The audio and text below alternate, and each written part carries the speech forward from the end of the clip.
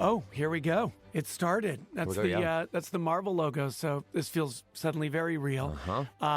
I don't know about you, Ryan. I don't even play Deadpool, but seeing Deadpool in this Marvel logo for the first time ever, that gives me a thrill. It's it's like a dreams really do come true kind of moment for me. They don't typically do that, by the way. They do that the movie after, but I kind of begged them. It's just I feel desperate. like you didn't even have to. I feel like they asked and you were like, yeah. I love you singing along to the Marvel logo. That was an idea, one of probably 10 million that came to us in the edit room. And we just ran to a microphone in that building where Ryan was sitting right in now. Tribeca. Yeah. And I think that we did it and we never replaced it with something more official. And it just felt right because Deadpool is a fan. Unspeakably terrible things into this microphone. This very microphone is giving me the hairy eyeball right now. You again? That mic is going in the Smithsonian someday. Oh, God. And it will be quarantined and then put on display. I want to jump in with the opening here, which is Ray Chan, his production design. 3 acres of fake snow in June.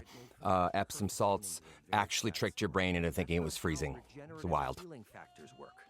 Yeah, and this was an image that Ryan and we knew early on, way, months and months before we even had a completed script. We knew we wanted to start our movie where Logan ended and to actually replicate the shot, the incredible shot that ends Logan, which Ryan and I both consider a masterpiece. We do. And though Deadpool's doing unspeakable things here in this exhumed grave, the movie makes quite clear soon enough that Deadpool and we have nothing but reverence for Mangold's movie. Yeah, we really do. And just hit it head on. I just love that the movie kind of goes right at it, right off the top, and then gets very reverent.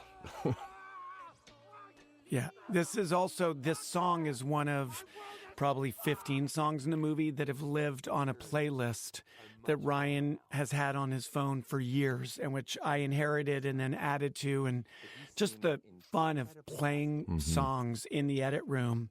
And when occasionally the music would match up with the image in a way that was surprising and elevating, that's how songs ended up in the movie. Yeah. Yeah, I've had that. The playlist is called Logan Pool, which could have been a good title.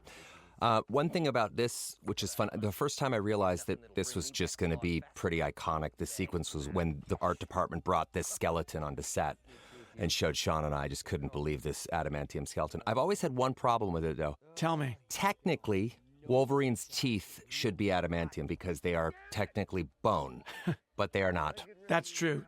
I cannot wait for the deluge of letters and emails that we get now that you've raised that red flag.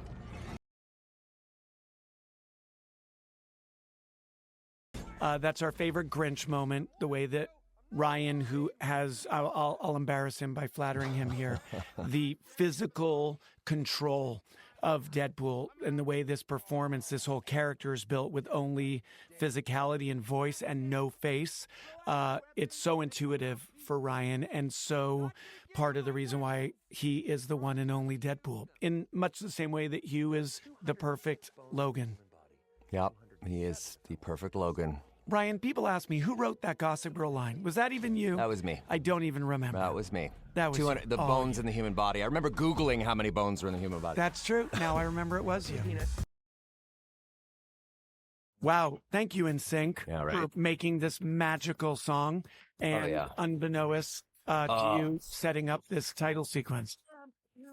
It's just one of my, I remember, Ryan. Yeah, I mean, we knew we were going to open at the grave and with the adamantium skeleton. But I remember in prep, Ryan saying to me, I have an idea and I know it's kind of wrong, but it feels so right. What if I use the bones as weapons? And from the minute Ryan uttered those words, we knew that this was the opening. We got to talk about the dancing. Let me just say that there's a high bar for Deadpool movie opening credit sequences. And this, I think, is the best one we've ever done.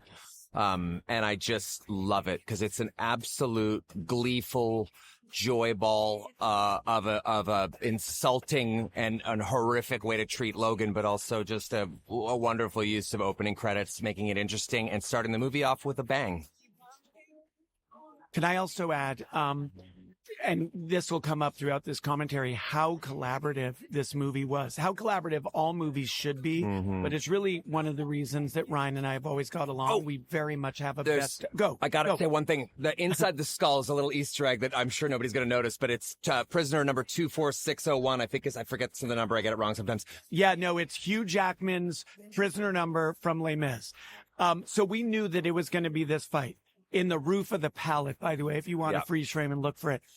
Before the sequence ends, I have to say this. So we had this sequence and we were meeting with a bunch of title houses, just asking about things like font.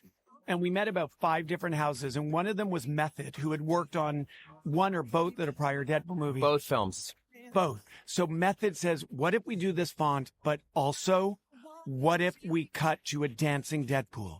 That was their idea. And that notion of dance pool changed the entire delight factor of this sequence.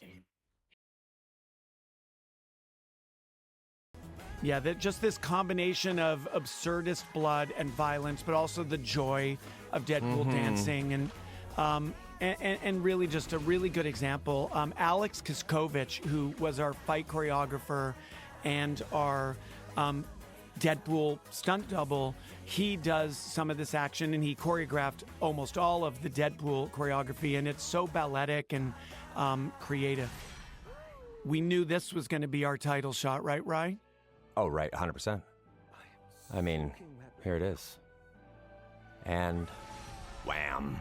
Wham. Oh, I love it. I don't know that anyone's ever heard this voiceover because every theater I've sat in, they're cheering too loud to hear what Wade is saying here in voiceover. When I say the word whiff, I'm actually doing an impression of my mother-in-law. Oh, is that who right? Just throws the... Okay.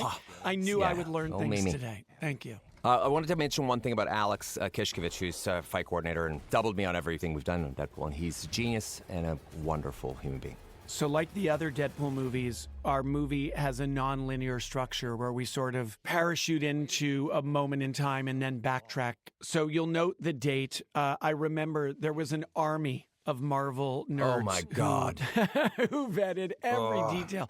Every object in this office was handpicked. The date was handpicked. And we have here the introduction. We love this man, Jon Favreau, Happy Hogan, who not only came and was a part of our movie, but really initiated some conversations with Ryan and I to make this scene not only funny, but really set up the themes of the movie and to make sure that this scene was more than just a scene. It was actually it laid some foundation for the lessons that Wade needs to learn. Can I add one thing that I'm just going to go for broke here? We wrote like 65 versions of this scene because it was such a big and important setup to sort of acknowledge what Wade's wish is. What does Wade want for the film? But we had versions with Tony Stark, versions with Tony Stark and Happy. All versions had Happy Hogan in them, but we had sort of like an alternate, an A and a B version, which was... We talked Nick Fury for a while. We needed somebody who felt like an OG kind of original Marvel hero. And the initial thought really was Tony Stark. And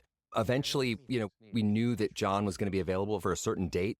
He gave us the date, we locked it in, we thought, okay, we'll shoot with John, and then if we ever, later on, we decide we want to try to do both, we left room for ourselves to do both Tony Stark and Happy Hogan.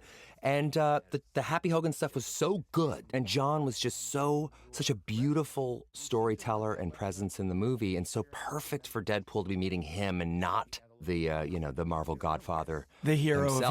Of heroes. It really just felt perfect to us, and we never ever revisited any other version because it feels like Happy, Happy like Wade isn't quite full hero, but he really has goodness in him, and so who better to give advice to Wade than someone who's found his place in a movie where Wade is very much looking for his. He also, I remember John, we had phone conversations, and by the way, many people will agree to come in on a day of shooting for a cameo and show up, say the words, but John, being the filmmaker and storyteller he is, he really asked questions that forced us to think about, well, what is this scene about? And it ultimately led to the central thesis of the scene in the movie coming up where Happy says Avengers don't do the job because they need it.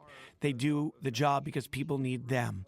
And it really sets the table for this journey from selfishness to selflessness. And that was a line Shawn had written, and it just was beautiful. And it really did sort of say everything that we needed to say about this mission that Wade was on and his arc, and it allowed us to really great opportunity to pay it off in the third act. But it is a line that I know I wouldn't have written if John hadn't asked the right questions. Yeah. And that's how so much of this movie is. And we'll talk about maybe the best example, which is Wolverine. I love, Ryan plays Wade and Deadpool with masks. So even here as Wade, Ryan is giving this performance through a rubber encasement of his skull and face. And the fact that you're able to convey emotion and all the yearning that is the launch pad for this movie, I think it's deceptively hard because Ryan makes it look so easy. Well, being in the mask, the Deadpool mask, is lovely comparatively speaking to this. Shawn will attest, I'm kind of in hell when I'm wearing the latex, or rather a silicone Deadpool makeup or Wade makeup. By the way, just little things that John adds is the discomfort with physical intimacy. Yeah. Like only Jon Favreau would play that so subtly. This office for this scene is littered with Easter eggs, that cap shield, many things that you'll see throughout the scene. Again, thanks to Ray Chan, our production designer, who you'll hear us mention a few times, but really did the job and then went so above and beyond. We sadly lost Ray shortly before the movie came out, but boy, his contributions to this movie are in every frame.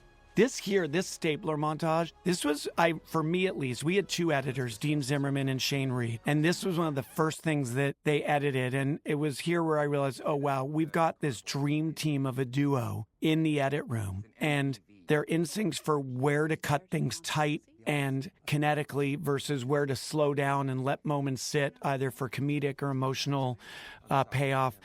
Really, I feel like we were armed with a couple of superheroes in the edit room, and they were a huge part of the authorship of this movie. Yeah. And Dean Zimmerman is someone that Shawn's worked with basically most of your career, right? Yep. All the way back, like even before Night at the Museum, all the way back to Just Married. Wow. I've known Marker. Yeah, nickname is Marker, but Dean has done Stranger Things. He's the award-winning editor of Stranger Things as well, and everything I've done. And Ryan first worked with him on Free Guy and is now as obsessed with Dean as I've always been. And Shane we found on, not found, he was alive and well before there was nothing I did, other than witness his brilliance when Blake directed a music video for Taylor Swift, and Shane was the editor, and I just saw a guy that really, really had something special blowing through him. So we were lucky to get him. So this street, by the way, we really did, we wanted to not shoot this movie on sound stages. We feel that we can tell the difference. Audiences can tell the difference. So we built this entire multi-city block. And like many of the environments in the movie, we left the sanctuary and the spoiler-free, kind of insulation of the soundstage, and we went out in the world because we feel like both Deadpool and Logan are real-world characters, and the movie needed to have a grounded reality, an analog quality that you don't get on a soundstage doing everything digitally. Exactly.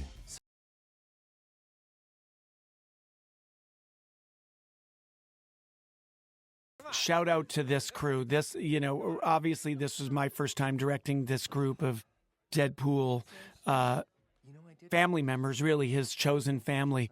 And they came in, and there was this feeling of a family reunion. I was very much at least I started out on the outside looking in, but it was so lovely to see all these actors who have gone through this phenom that is the Deadpool franchise, and to reunite them for these days on set. It was really one of the reasons that I think this story was sort of an allegory for real life, in the sense that, Disney bought Fox and basically wanted Deadpool, but didn't really want his friends in the universe that he came from, and just, in effect pruned it in the parlance of the TVA.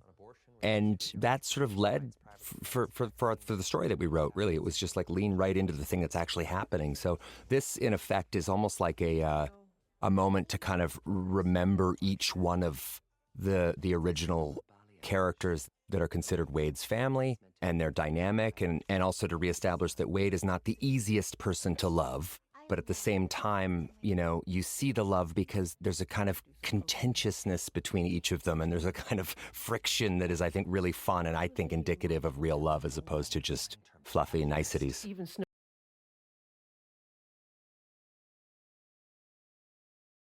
This cocaine run, by the way, with Blind Al, Ryan wrote this as a marketing It's not little meant to be in the tangent. movie. We didn't even expect it to be in the movie, but it was so funny that we couldn't resist.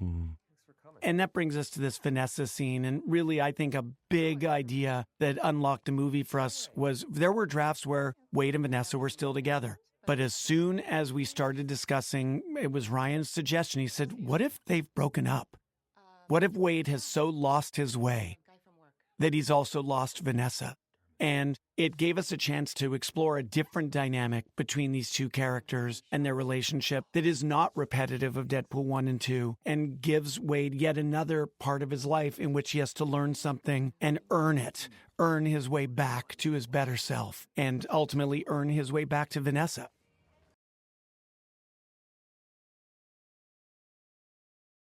God, we were really back and forth on that wig, weren't we, Shawn? The balayage, yes, the summer balayage. But summer balayage, it's from the French. Yeah, we really went back and forth on that. It was, I hated it. Something about it changed the performance, and it was just a weird thing. So we were so excited when we got to get rid of it in the next scene.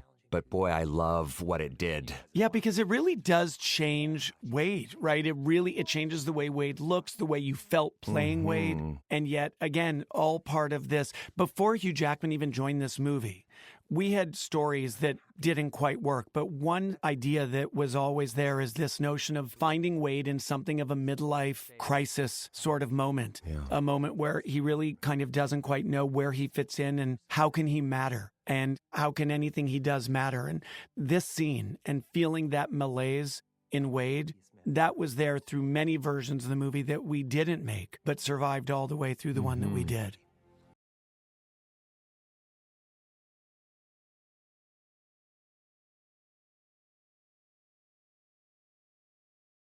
The TVA. It's been noted that we did inherit some of the things that the series Loki and the comics set up with the TVA, but we also had all this room to invent environments and rules and components and characters that didn't exist. And it's nice kind of connecting to the bigger tapestry of MCU legacy in a movie that is, frankly, in its core themes, very much about legacy. It's a great mislead, too, because it allows us to sort of makes us the presumption that we're going to really join the MCU and we're going to see all that world. And when in fact, the movie is more of a love letter to the 20th Century Fox X-Men universe.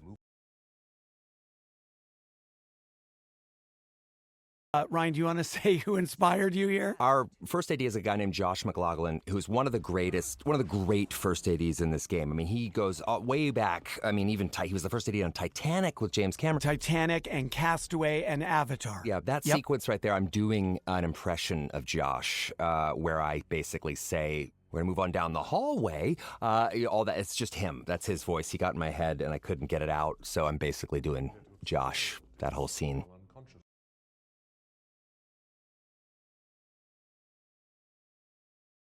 This frame right here, the wide shot, that is literally a Ray Chan illustration come to life. Yeah. The way these movies sometimes work is the production designer and the art department will do a keyframe, giving you the vibe of an environment, the vibe of a set. And sometimes, like this image right here, they're so good, at least they're so good to me, that I don't want to riff off of them. I want to bring them alive, literally. And this environment, as well as the next scene, is a perfect example of Ray Chan's design was so pitch perfect and so ambitious that we just brought his vision to life. You can open a desk drawer in a Ray Chan set, and there will be all the right appropriate things inside that desk drawer. The detail he goes into every one of those cubicles. Crazy. Every one of those cubicles, as Ryan says. In fact, I posted a picture of Wade Wilson's TVA file that I found in a drawer in one of those cubicles. Crazy. So that's the level of. Go. Another wonderful thing, the real reason the wig exists, or the toupee, is that we get these staples that are still in Wade's head with these sprouts of hair that we just love. Yeah, we love these sprigs.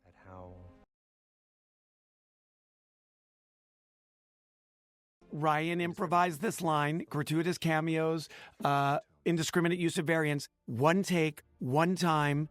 Because I'm a And it cheater, never left the pumpkin cut. eater, because it allows us to actually have indiscriminate use of variants. Because we do have indiscriminate variants. And Yeah. I mean, the beauty of Deadpool is you're able to comment on the form while you're creating the content. And I love that he's a fan. Like, first and foremost, a Deadpool movie is optimism. There's very little cynicism in these movies, and that's by design. And I love that Deadpool is a fan of the MCU. He's a fan of these characters. He wants to belong with this group.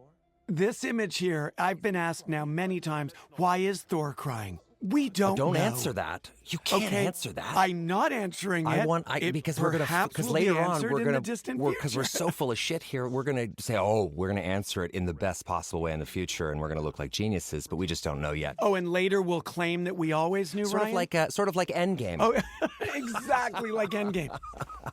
We're going to claim intentionality after the fact. 100%. We'll cut all of this out. Smart, Reynolds. We won't. Oh, yeah. Here we go.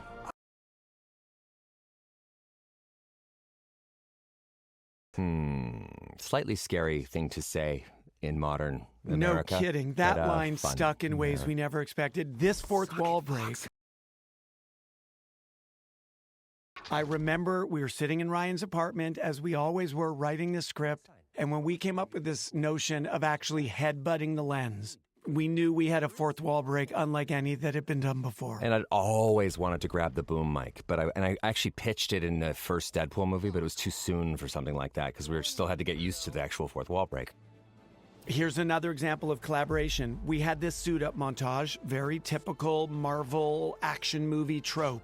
But then, as we talked about it with the editors amongst ourselves, we added in the idea of, well, what if the tailor is smacking your ass? What if the tailor is grabbing your crotch? And it led to this line that Ryan wrote and caps the whole thing. Perfect.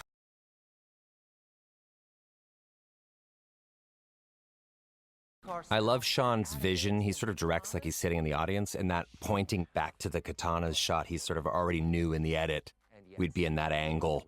And it was a great angle. It was something every time I see it, I remember that moment where Shawn said, point with your thumbs back, pull your arms all the way back, even if it hurts your shoulder. And there we go. I'm sure that would have been easier a decade ago. But yeah, sometimes I see the cut in my head, always subject to change, but every once in a while I get it right. Again, here, the physicality of how Ryan plays Deadpool. It's so, I really do encourage everyone, watch this movie at least once with no sound. And just watch the way Ryan uses his hands, his neck, his head. It's all so nuanced and so specific. Sit me back home so I can let my friends know that they've been upgraded to disciples. Two disciples. I don't think you... McFadden. I'm going to admit that we literally recite McFadden lines verbal karaoke because his voice is so melodious and masterful. I could just listen to him forever. Just delicious. Like the way he chews the scenery, like just chews it up and owns it. And in having a villain that will do that and can do that is priceless.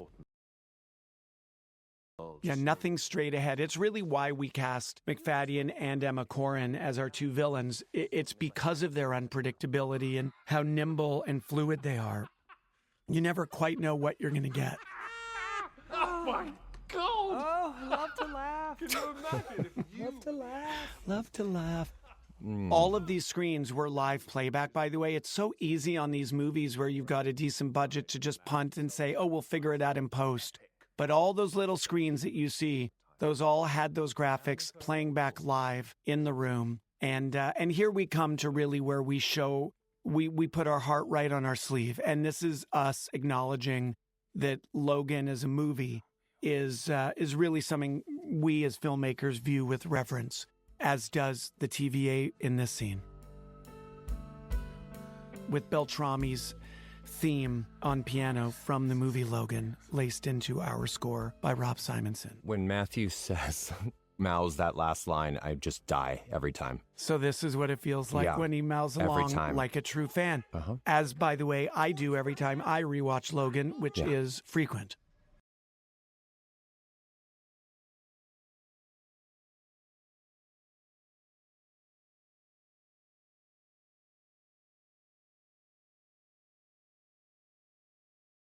This is a set, by the way. Everything you're seeing existed. It's very easy to say, oh, well, let's not build that back wall. Let's not build the ceiling. But the fact that Ray and the art department built it, I know not only does it look better, but the actors can actually feel like they're in a real place. You're not constantly staring at a green screen that reminds you of fakery. You're in a real environment that is real, and I think it makes the performances better. There's also, you know, early on I said, well, it's, you know, Shawn and I really, I would say that this is true. We pride ourselves on making movies responsibly. We really pride ourselves on finishing on time and on budget, if not under budget, and delivering something that is filtered through the prism of collaboration and good fellowship.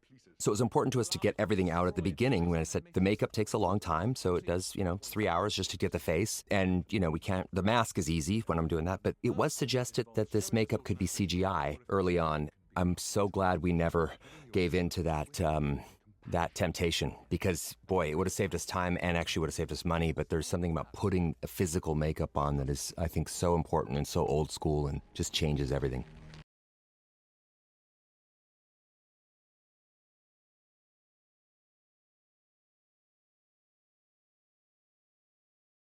This scene here is really, I mean, it's all kind of rooted back in that scene with Happy Hogan, where we're being very clear about Wade's want. And yes, it's very much kind of, you know, it's architectural structure to screenwriting, where you really are clear up front about what is the want of your hero, in this case, our anti-hero. And then the movie is in many ways an answer to that want. Not in a linear line, but circuitous. And in this case, the answer is found in him having found the Wolverine. But Ryan's performance here, it's connected to something I've really enjoyed hearing from people who have enjoyed the film, which is, yes, it's funny, and yes, the action delivers, but it's very much a warm-hearted and emotional story as well. And that was always, frankly, more important to Ryan and I than just making it funny. Yeah, and I also love that, you know, as a character that comes from this sort of X-Men universe. Oh, wait, I love this part with the music. Oh. Goo Goo Dolls. This was one of 15 songs that we tried here, but when we heard this one, it was game over. Over. Done. Anyway, what I love about the X-Men universe coming into this world, the MCU, is that these characters are more morally flexible. They're not heroes, and it's interesting to see somebody who will, you know, 5 times out of 10 do the exact wrong thing in any given moment. Hey, by the way, I encourage you at home, if you're watching this there, to listen to the lines in this scene, because one of the ones that never gets heard because people are laughing or cheering in movie theaters is this Minuteman says, "Make it stop," and Deadpool responds, "Mangold tried."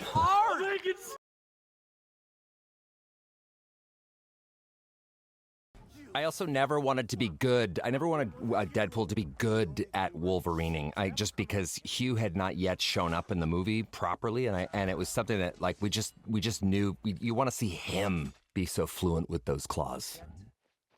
And again, we spoke about Alex. I should also mention George Cottle, who was our second unit director. Amazing. George and Alex and the whole stunt team. The imagination, not only the execution of these action scenes, but the imagination behind the choreography is a huge part of what makes this movie this movie.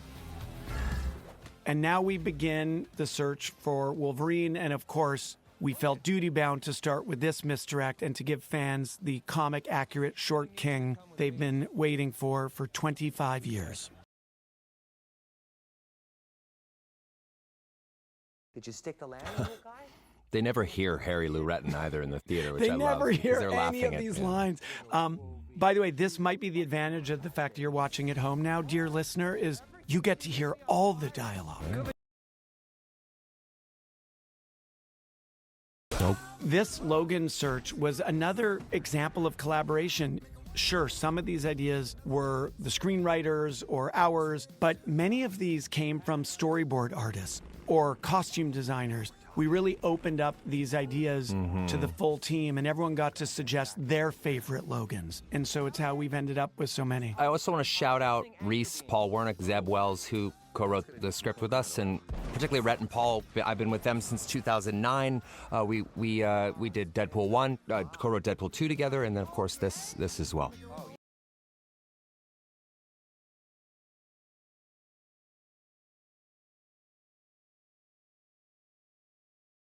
I hope everyone catches this reference. Oh yeah, it's a Loki reference, right? It's I forget his line, but it's like you dull. It's from, I want to say, is it? I'm a it's god, from you one dull of the creature. Avengers movies. Yeah. Yes, it's right before Hulk just smashes Loki like a toy in a playpen. And here is the cavalry. Oh, the cavalry. By the way, another line I've never, ever, ever heard in a theater. People are cheering the sight of Henry that they never hear Deadpool name him. But for the record, and as the end credits will attest, he is known as the cavalry. The cavalry. I tried to whisper and lean in. Did that work at all? He was the that was our first day, I believe, of shooting. It was our first day. And Henry was pumping up those muscles. He had the cigar in his mouth. What a sport. You're not welcome here.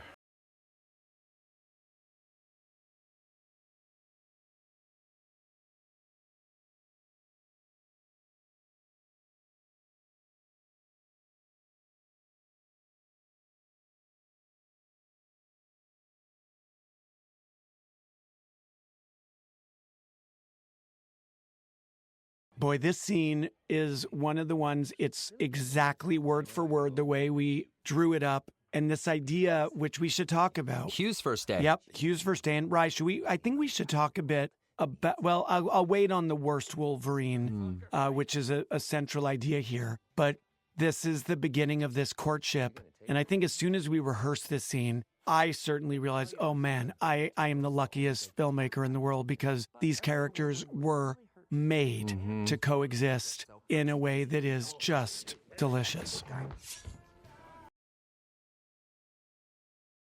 In the background there, you got Wrexham AFC's own Ollie Palmer, striker, number 9 on your AM dial.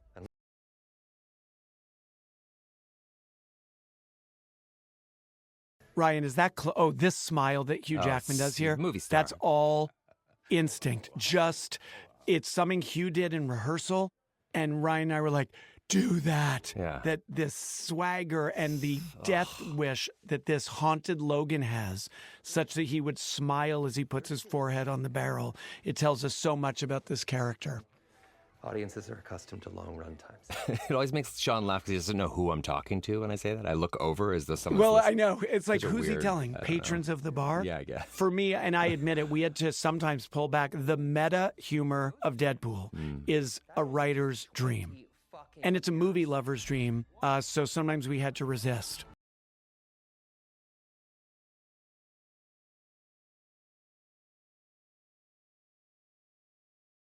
There was an outtake there, Ryan. I know we had a line written that you referred to it as Canada's ass.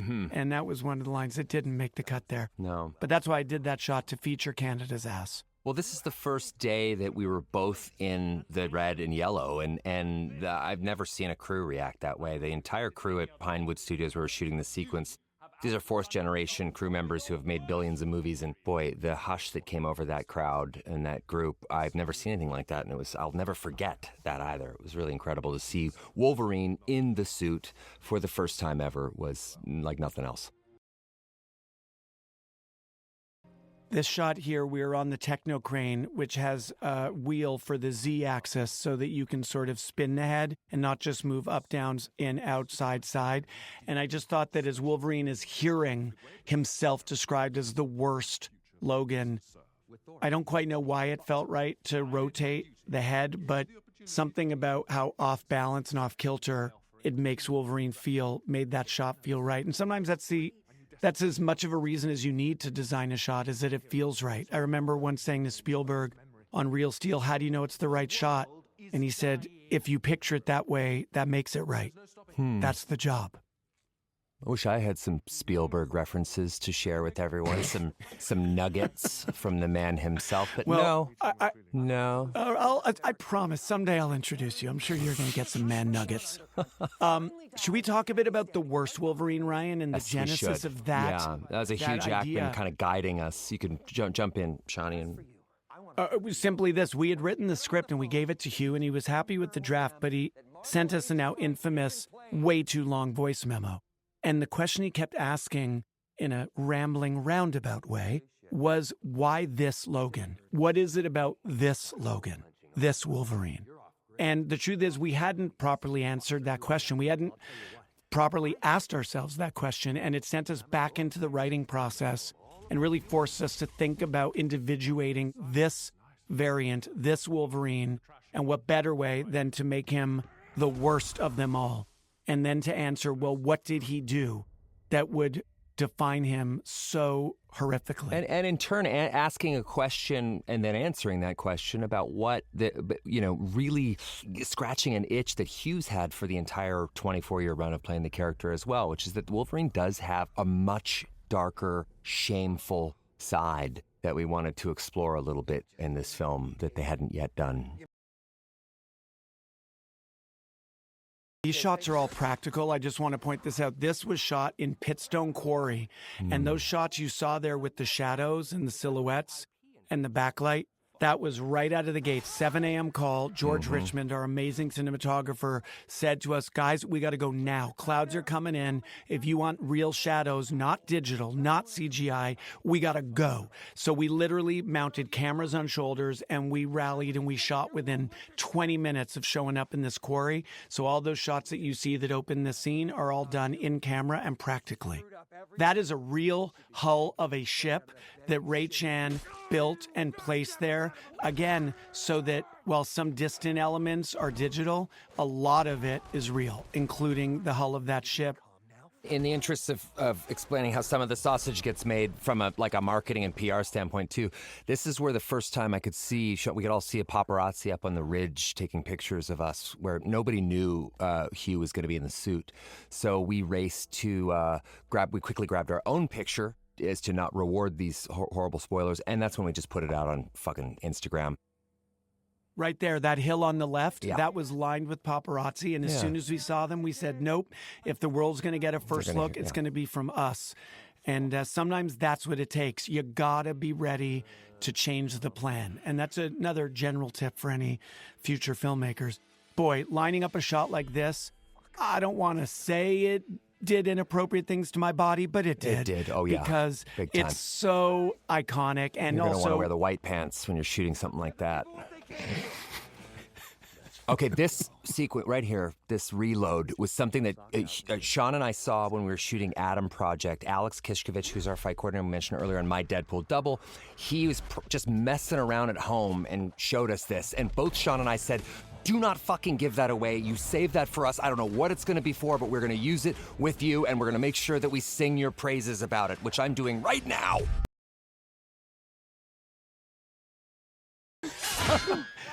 This whole fight, I mean, by the way, Craig Hennigan, sound designer and mixer, he designed adamantium on adamantium sound effects. They are bespoke, custom made, because this isn't just a sword fight. It's adamantium claws against adamantium katanas. So listen when we're not blathering on, and you'll hear that incredibly cool sound work. This is another instance of your first idea is the best idea, because this song was, Shane Reed, his idea, he plugged it in to the movie, and then we tried about 8 million different songs and score and all kinds of stuff, eventually coming back to AC/DC.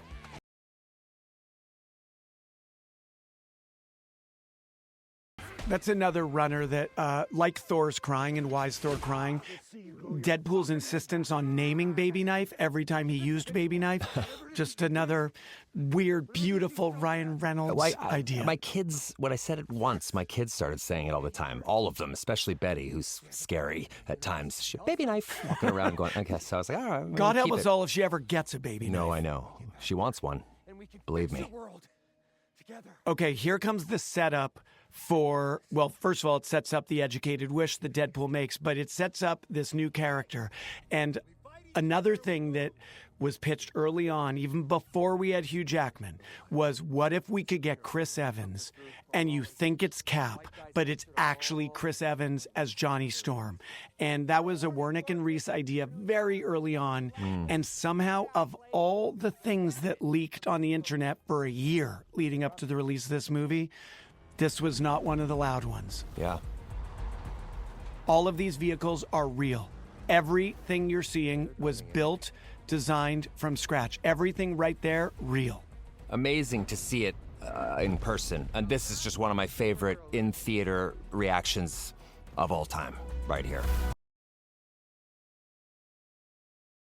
I got this. Yeah, Chris Evans came all the way to England and came to was play. That's what I was going to say. A gamer, guys. Yeah. He just showed up ready Man. to deliver. I also love that he somehow, for reasons I still don't understand, played this Johnny Storm much closer to his true Bostonian self than maybe even the original Johnny Storm from back when he was in the Fantastic Four. We certainly weren't complaining. It all just made it so great. Cassandra is gonna be giddy. There's Pyro, there's throwback. Pyro, Aaron Stanford coming back. This choice that Ryan made here, which was not scripted, his excitement in the way that Deadpool shows it by flicking that sword in Wolverine's chest, one of my favorite little bits. Oh, thank God for practical effects, because I wouldn't, There you go. Good point. Those are actual sword hilts that are screwed into the chest plate and the back plate of Wolverine. Again, just time and again, you'll hear us invoke the advantages of shooting things in camera. That Fox logo was actually there. You can imagine how massive that piece of construction with the gold leaf on top of it for the half-buried Fox logo. Obviously, it's there because not only the Marvel history at Fox, but the Fox history for Ryan, Hugh, and I. We all built our careers there. Some of us in Marvel movies, some of us not, but really shaped us and gave us all our careers. Wait! Time!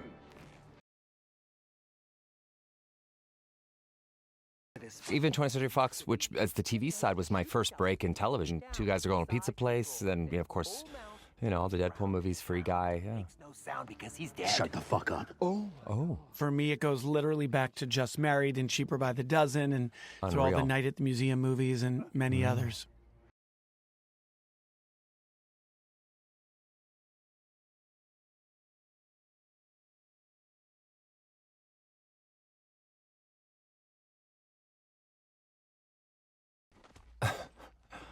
This all was just kind of made up on the day.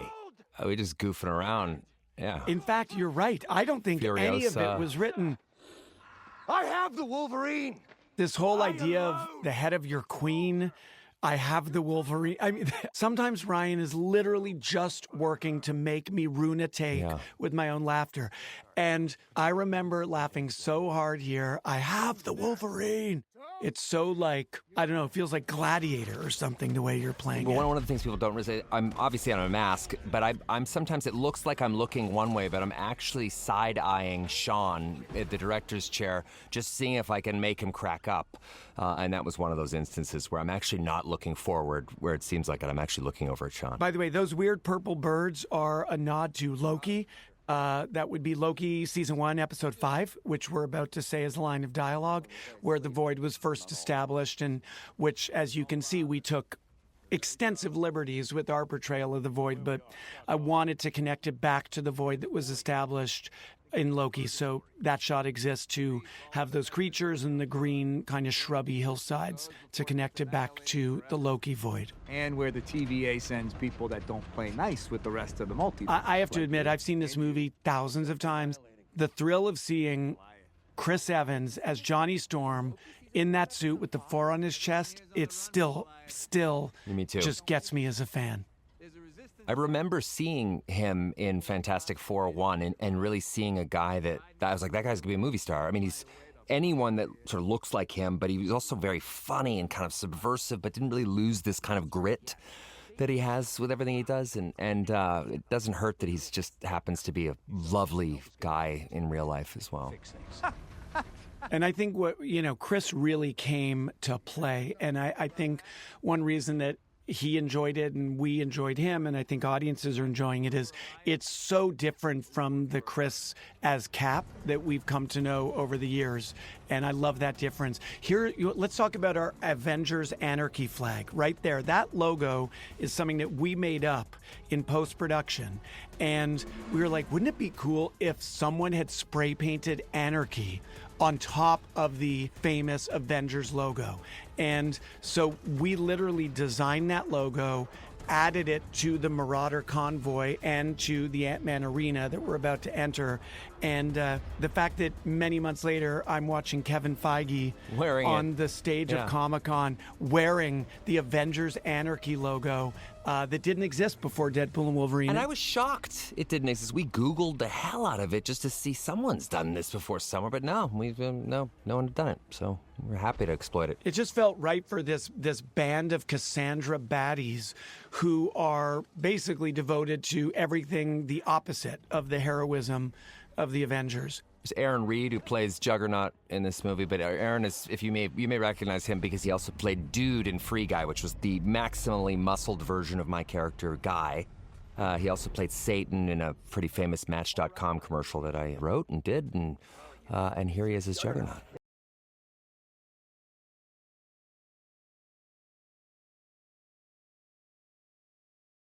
Almost every character, or at least many of these characters, are Easter eggs and variants of classic X-Men and Fox Marvel characters.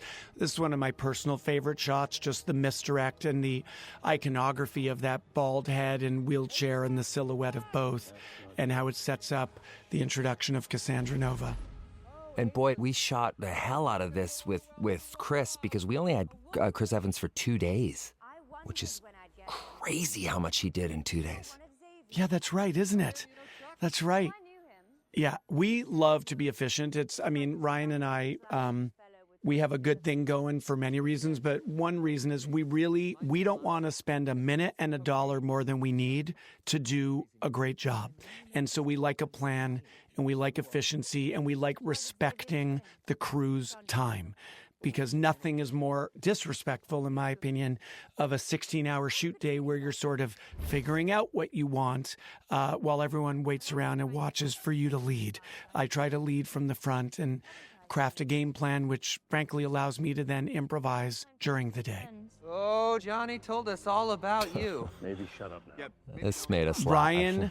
Ryan, you pitched this monologue in one of our writing sessions. You delivered it with this reading, and it has made me laugh every single time. Sticks and stones, Johnny! Sticks and stones, Johnny! Sticks and stones, With that Johnny. hand gesture. Yeah. Like you said in the convoy. This finger The weird pronunciation I really of convoy. am Ryan's #1 fan. Yeah, and then I don't even know what accent Chris is doing, but me like it. Oh, yeah. I have never said. Anyone recognize the Moon Knight cupcake truck back there? I've always loved that Deadpool in this moment is actually telling the truth. Yes, we assume that he's lying, but in the end, we know he's telling the truth. We learn that. Oh. Nasty.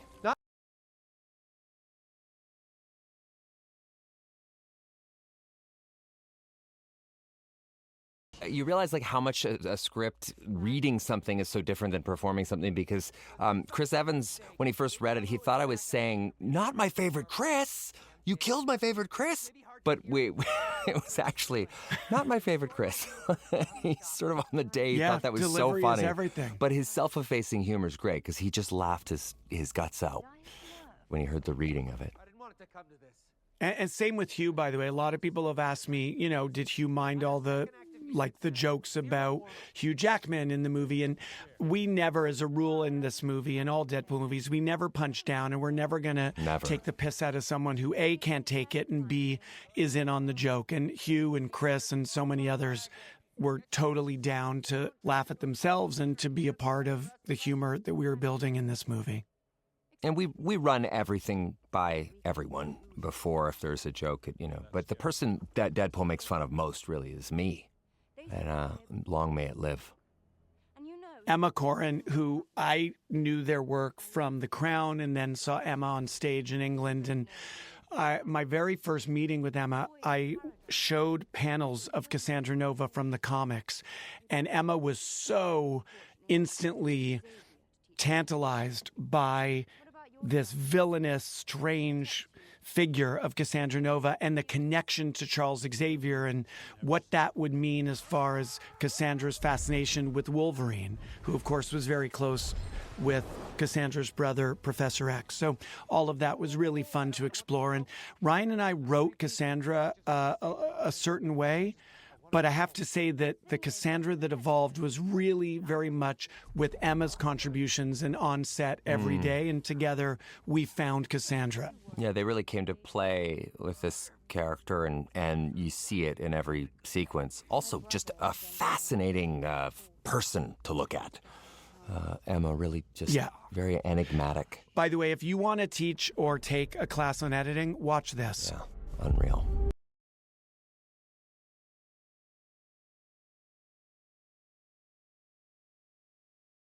Sound design, picture edit, sound edit, where and how you bring music in. We really wanted the weight of Vanessa and Wade's history to be present during what could have simply been a breakup scene. But it ends up being yet another piece of the movie that is also about legacy.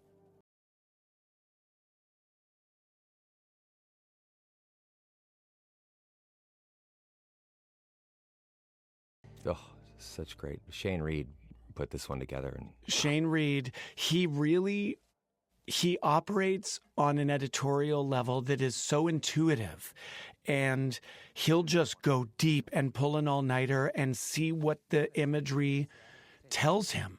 And he does something that Ryan and I talk about a lot, which is you got to listen to your movie. You can have your shot list, you can have your script, but eventually you got to listen to your movie. And if you do, it's going to tell you what it wants and what it wants to be and what it doesn't need. And that was really the process on this film. And every movie that I've done, it's worth noting, that didn't work on whatever level, did not, in fact, heed what Shawn just mentioned. For whatever reason, people stopped listening to the movie. And I get why some filmmakers are reluctant to do that, because it sometimes requires a pivot that you don't want to make or you didn't plan for, and it's scary. But if you can trust your instincts and do the job and listen to that film, because it will yell at you, it'll show you things that you didn't expect, and it'll take you places you didn't expect, and subsequently the audience.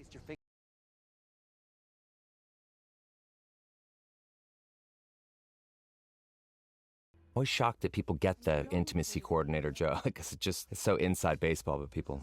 And yet I think that the internet and film culture has gone, as a result of the internet and social media, so mainstream, and there's a fluency. By the way, Good Will Hunting reference there, My Boy's Wicked Strong, because that happens to be a movie that Ryan and I both love and can rewatch 90 times. Matt Damon, one of my favorite cameos from Deadpool 2. Oh, should we? By the way, there's a Minuteman in this scene played by Rob McElhenney who flew all the way to another continent to be in this scene and then was amazing but didn't make the cut. So shout out to Rob. But we tried to keep that sequence forever, this piece with Rob in it, and I realized the only reason we were keeping it was out of my loyalty and friendship and love of Rob and everything he is. So eventually we had to say, okay, we're going to have to cut this now. But it wasn't Rob's fault. It was all my fault. So, Rob, letters of complaint can be sent to Ryan Reynolds, care of...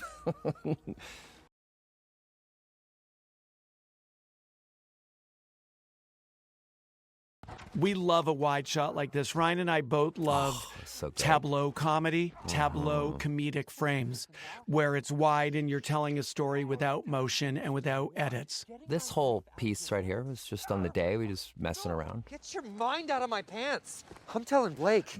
I did not want to keep the I'm telling Blake line, but Shawn made me. Yeah, in fact, Ryan time and again said, maybe we should take out the Blake joke because we want them feeling and thinking about Wade, not Ryan Reynolds. But it was too irresistible. And again, you look at the whole cadence of a movie, right? If that was on the heels of 3 other self-referential jokes, the Blake joke wouldn't have worked. But it's in a section where we actually haven't done a nod to the audience in a while. And so you're always making those judgment calls based on rhythm and frequency. Mm-hmm. When do you want to take the audience out? When do you want to let them just live in it? This diner scene coming up is an example where not only do we want the audience to sit in the movie and in the scene, but we're going to do it without score, with just some low-level source jukebox Patsy Cline. And we're really giving Wade one of the longer monologues he's had in any of the Deadpool movies. Mm-hmm. I just love this sequence. I love being still for a minute, where you see these guys' hearts a little bit. I also love, we talked early, I knew from very early, I wanted a scene of two superheroes in a diner booth. I wanted to see superheroes in a road movie like Rain Man or Midnight Run or Planes, Trains, just an Americana staple of a road movie. And a diner to me is that. You saw this from the jump. Yeah, this scene, and again, the colors, the way the green of the booths goes perfectly in contrast to the yellow and the red. And then this monologue that I remember where Ryan and I were when we wrote this scene, and really expresses Wade's fandom of the Wolverine. One thing that just strikes me every time I watch the movie is the command that Hugh Jackman has of the frame, of the screen, and how this guy understands how little it takes to convey a character's inner world. And maybe that's so much of the secret to why his Wolverine remains iconic and vital after all these years. This, folks, is a movie star right there. 100%. Just so utterly powerful. Just looking at him. The Wolverine. I mean everything I'm saying in this scene, too. I mean every word in real life, too. One thing I never told you, Shawn, is I really wanted to, before Hugh saw the movie for the first time, I had talked about this with Blake, I really wanted to, Planes, Trains, and Automobiles, Easter egg right here. That's the Planes, Trains, and Automobiles. On the right of frame, the car and the trunk. And the trunk are from that movie. But anyway, I really wanted to let Hugh see the movie the first time and I wanted to put a very subtle nose whistle in the movie for him the entire time. And Explain. I kept picturing him watching that diner sequence with this like very subtle nose whistle happening, but we would never say anything like, oh yeah, no, there's a nose whistle, and we would just be like, I don't understand, I don't hear it, do you hear it? It was a complete dick move. I'm so happy we didn't play that joke on our I'm friend. very happy. I found out it would cost about $70,000 as go. well, which is not part of the budget I was ready to defend. What's her name? You call her Blind Al. Well, she's blind.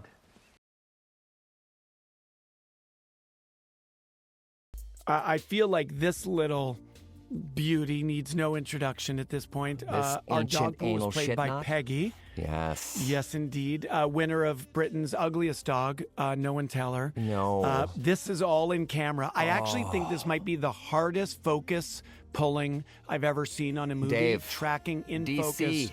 Yeah, Dave, this isn't, look at this. This is tack sharp the whole way. And that tongue is all real, folks. And the ear huggy. I love the little ear huggy.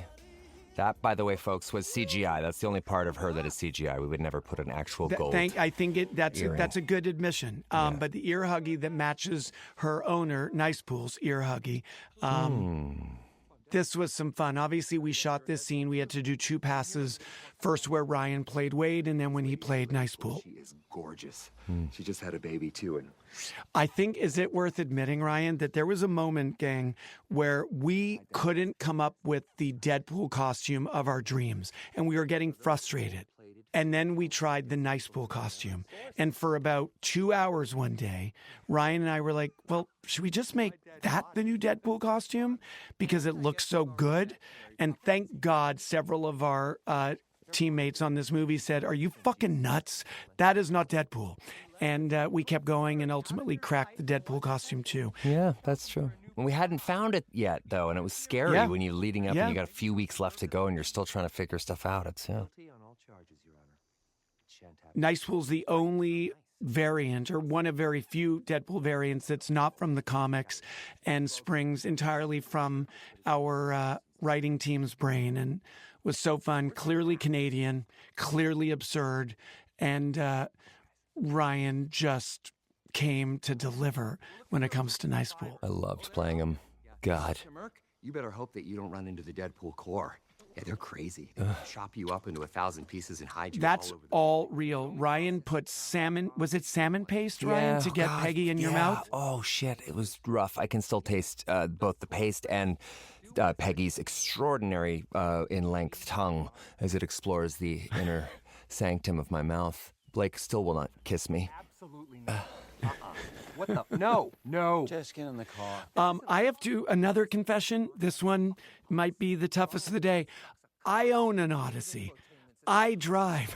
Shawn- Occasionally yeah, drive. he has a Honda Odyssey. A Honda This is true. Odyssey. I just literally castrated myself during this commentary. Yeah. And I'm man enough to admit it.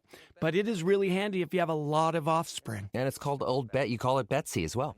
Yeah, I do call it Betsy, and that's why Nicepool calls it Betsy. I just love like Deadpool or Wade and Deadpool's just like like inexplicable hate for this car. All of it just made up. None of that is real to our fine friends at Honda. The corn was too dense, girl. Favorite line right there. Again, a line that audiences sometimes miss.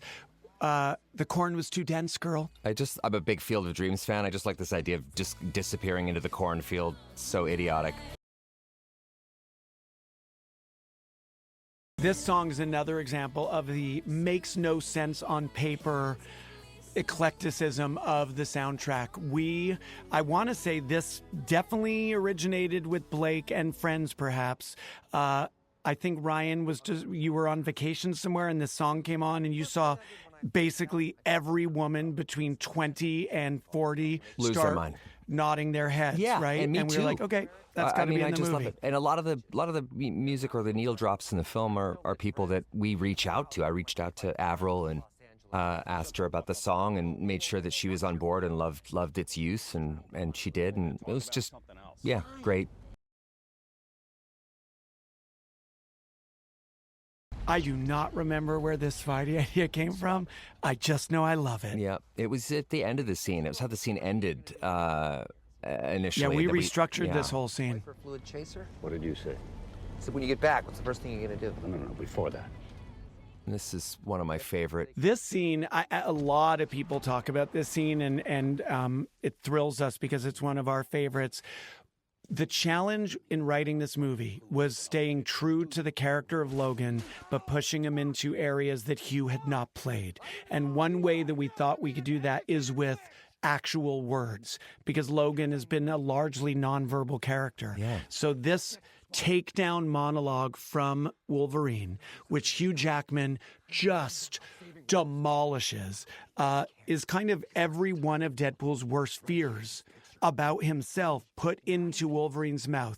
And the vehemence and ferocity with which Hugh delivers it is still mesmerizing. It's just one of my Ryan and I. favorite things I've ever seen Hugh do. And if there are any planes, trains, automobile obsessives out there that come even close to orbiting my obsession, you'll see that this is really, in a certain respect, the sequence in Planes, Trains where Neil Page basically dresses down Del Griffith and just destroys him with words. And you find it both funny and also heartbreaking if you're Del. And we sort of wanted a touch of that in this scene right here.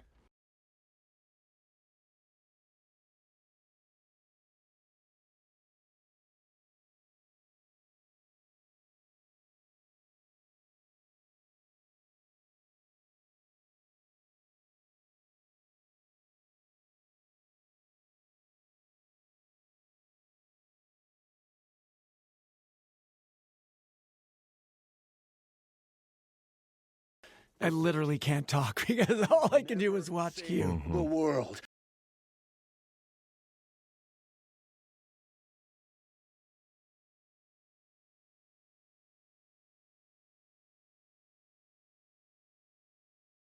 I mean, it's just a tour The de flicker force of regret in his eyes, too, is like a little piece of stage direction. coming up. And Here you it see comes right here. Hugh just give you just a flash of it. Did I go too far? Right there. There. Oh, it's just, he's Oh such man! a phenomenal I mean, this is actor. just a clinic.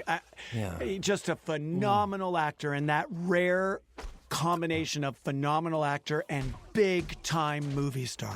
This was a blast, and I'll tell you why. You know, you're doing a Deadpool Wolverine movie. You know there's going to be a lot of fights, and we really wanted to avoid action fatigue and redundancy. So every fight had to have its own language. The opening adamantium skeleton fight is one thing. The void fight is an open space. So what could be different? Let's put them in a minivan, a contained, generic environment, and let's force ourselves to be creative with the choreography. Oh, that blood in the mouth. thing is so gross and so And great. the fact that he laughs. Yeah, The fact that he's getting Deadpool's blood on his teeth and it makes him laugh. And it's also kind of inspired by this notion of, there's a saying that stunt guys use a lot, which is like, oh, it's like a knife fight in a phone booth. And that's kind of what we were going for here, is like find the most confined space, which creates restraint and, which creates constraint rather, and really facilitates necessity being the mother of invention. So you start thinking outside the box and asymmetrically, and I just love this fight for that reason. And here comes our acknowledgement of Honda and the fact that we have nothing but respect for the brand.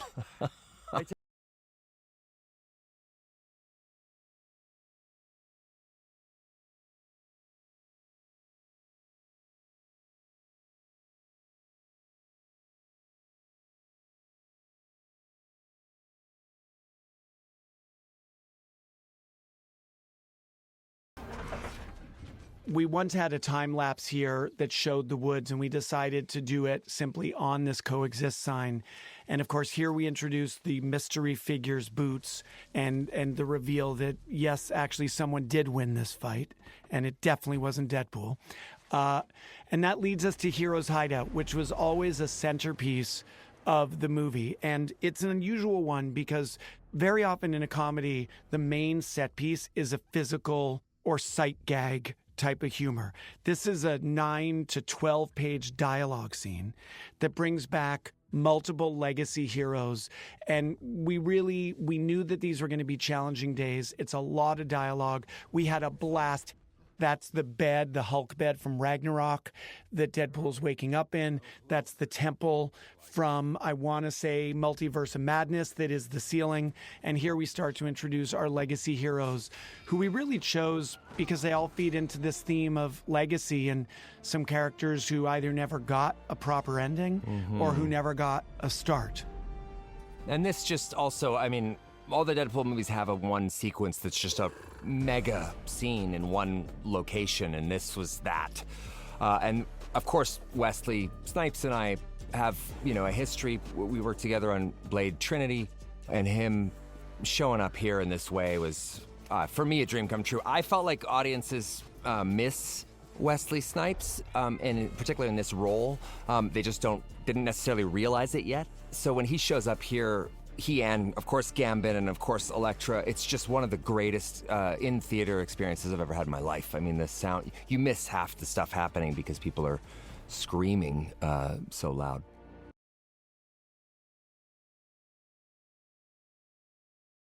Yeah, it's also, we'll listen to another great example of this, but Rob Simonson, who was our composer, wrote a banger of a cue for the introduction of the legacy heroes. And I encourage you to go back, turn our commentary off, and just revel in the music, because Simonson did an incredible job.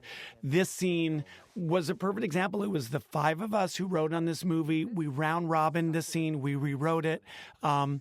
Ryan and I both know Channing. He came in and did an exceptional small role in Free Guy for us. And as did Chris Evans. No kidding, as does Chris Evans. Years ago, like 8-10 years ago, I was one of probably 40 directors who met with Channing to direct the Gambit movie. And ultimately, no one got that job, and the movie never quite happened. So to give this moment to Channing and to realize instantly, oh, wow, this guy has been readying for this his whole life. And the joy of writing Gambit with his absurd accent, and somehow Channing manages to pull off the accent, pull off this extremely comic accurate suit, and still look badass and unspeakably attractive, or succulent, as Deadpool describes him. That's a crazy magic trick.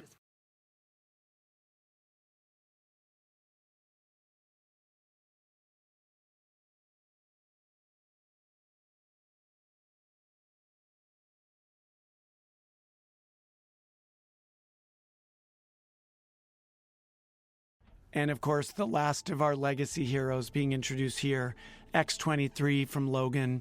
Daphne Keane was so good in Logan and brings so much now maturity and soul to Laura in this movie. And I love this idea that she sees Logan and it is profound for her.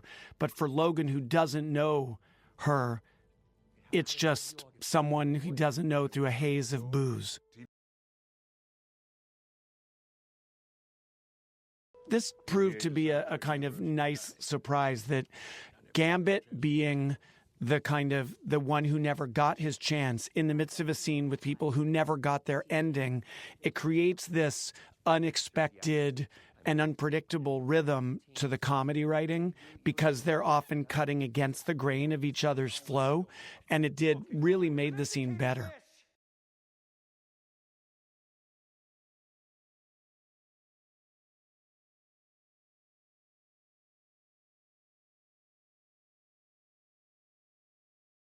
I'll say, all of these actors who play these legacy characters, they came to England a week before it was time to shoot, which is incredibly rare for people who are coming in on a supporting role. And they did it because they wanted to learn their choreography and do their own action. And there was just such a commitment and a joy.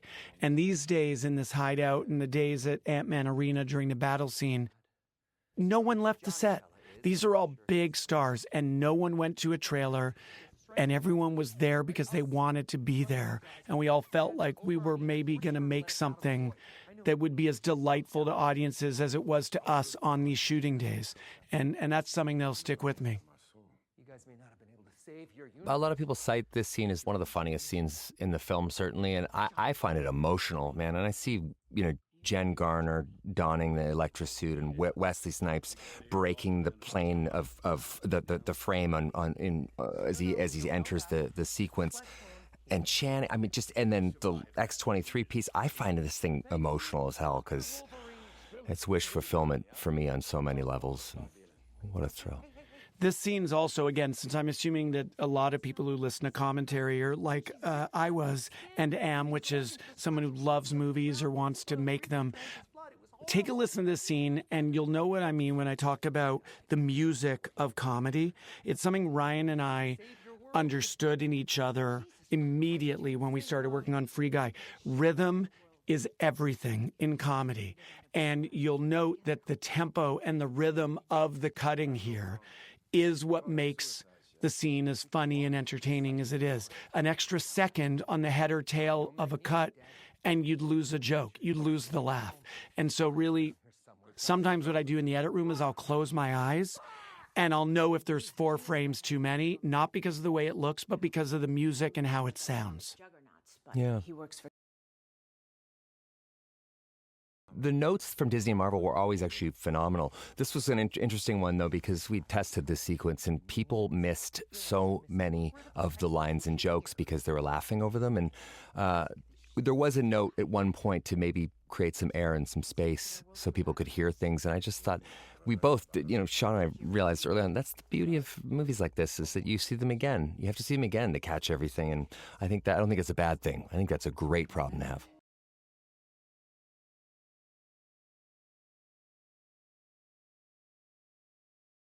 Sometimes saying the theme isn't a bad thing, especially when it's being said by Wesley Snipes. Yeah. Totally. Guy's so charismatic. All of these actors are just so charismatic.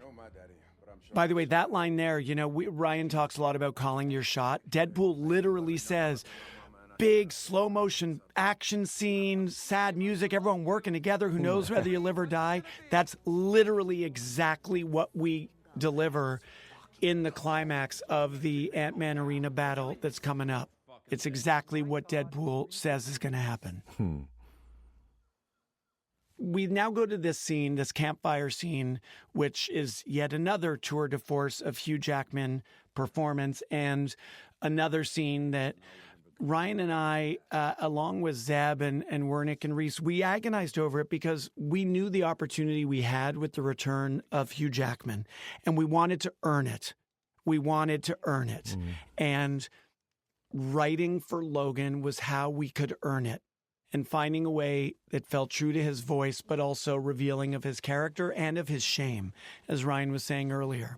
So this confession, because it's basically a confessional, this campfire, it really was just one of those nights we shot all night, and watching Hugh Jackman settle into his strike zone was a privilege.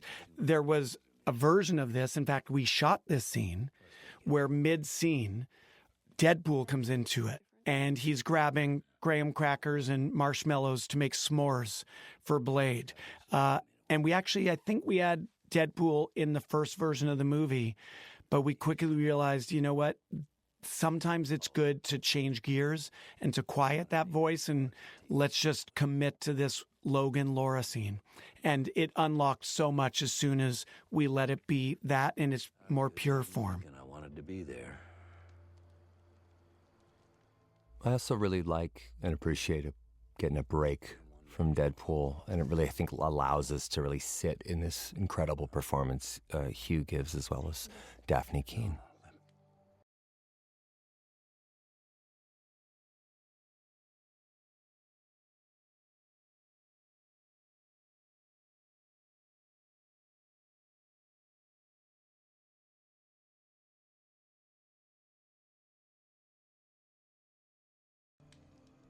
And we always love the idea that the suit really does, there's a reason he's wearing it, and it's a hair shirt, you know, it's this kind of, you know, self-flagellation kind of, you know, punishment that he He's wears. wearing it as penance. Yeah. He literally says, I swore I'd never put it on, now I'll never take it off.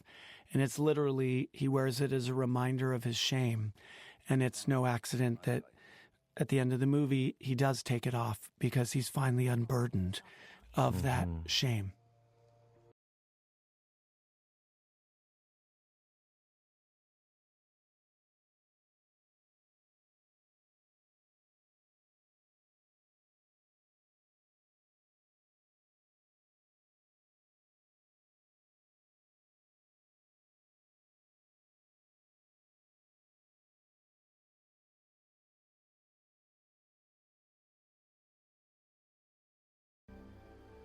We now cut to this, you know, basically it's a plot refresh. It's a pivot where we establish, we make Paradox aware that Deadpool and Wolverine escaped Cassandra and Eliath, and we also establish the idea that Pyro is basically working for Paradox and is being hired in this scene to assassinate Cassandra Nova.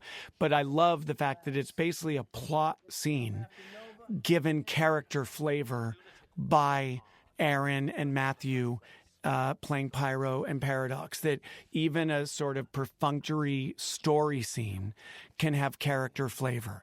And I think that's sort of, you know, it's the thing we always need to push for. And now we go into this assault at Cassandra's, as we call it, this amazing T.I. Jay-Z track. Bring 'em out, bring 'em out, bring 'em out, bring 'em out. And nods everywhere, Easter egg. That's like from Asgard, that structure on the right of frame there, and Blob and Cassandra, and just pretty much every frame. If you wanted to pause and deconstruct, you'll find breadcrumbs and Easter eggs along the way.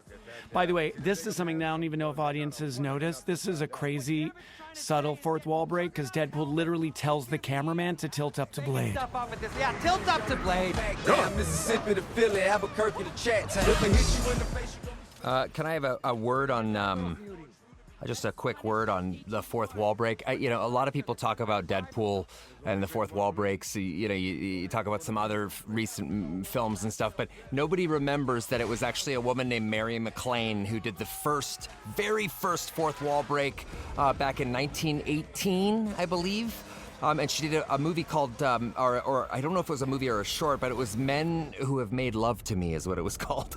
And she was an incredibly funny comedic writer back in the day, and a performer. And she was really the first recorded mention or recorded moment of a proper fourth wall break addressing the audience directly. And so Mary McLean, she gets some serious pats on the back for that. Not now, because she's probably very, very dead.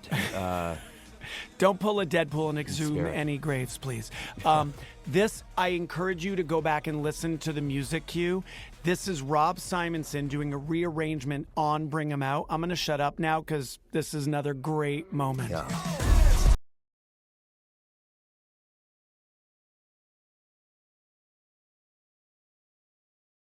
And this 5-shot coming up is like the stuff. I mean, who gets to shoot a shot of those 5 characters in a lineup like that? It was pinch me every moment on set those days.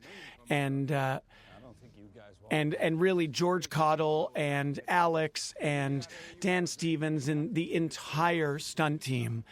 You see the number of bodies in this scene, and to pull off a battle that is satisfying as action and boom, Laura with the glasses, had to have it kind of moment. This was really an all hands on deck. Hundreds and hundreds of people worked to prep and pull off this fight scene. And a shot like that I could watch all day.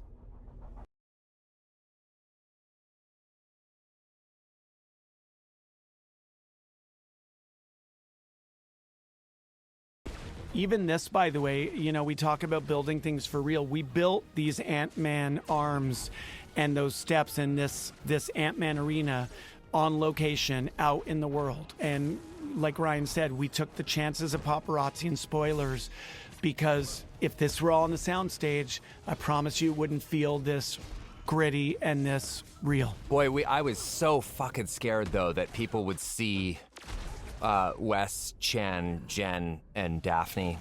Just genuinely, it kept me up at night. But we managed to kind of lock the area off enough, and we had a plan in place if anyone saw a drone, because oftentimes they get images via drone. We had a plan in place where if someone saw a drone, you yell it out, and everybody basically runs for cover.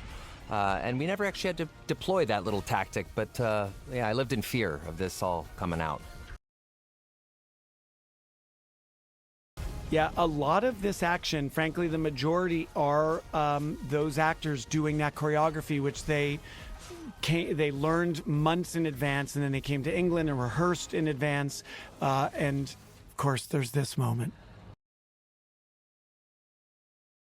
which I hope you heard at home just now, because I've never heard it in a movie theater, because they are cheering so loud. Yeah, you don't. When those heroes defend the entrance, that no one ever hears that classic all-timer of a Wesley Snipes Blade line.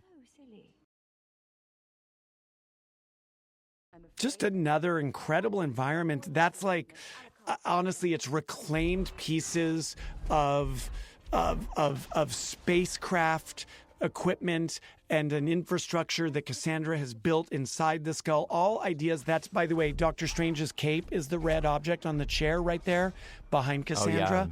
Oh, yeah.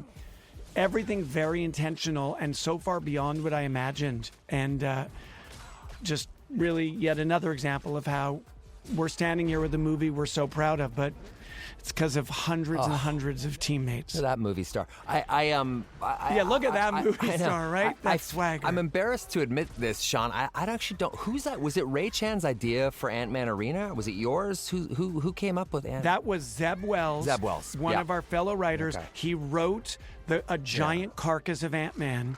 Unreal. Early on, the way we wrote the script is we divvied up chunks of the script. And I happen to remember it was Zeb because in his chunk of pages, there was this insane idea of a giant Ant-Man carcass as a HQ hideout for the villain. And it never changed. It's great. Here's another example of sound design. And Ryan and I share an obsession with sound and music.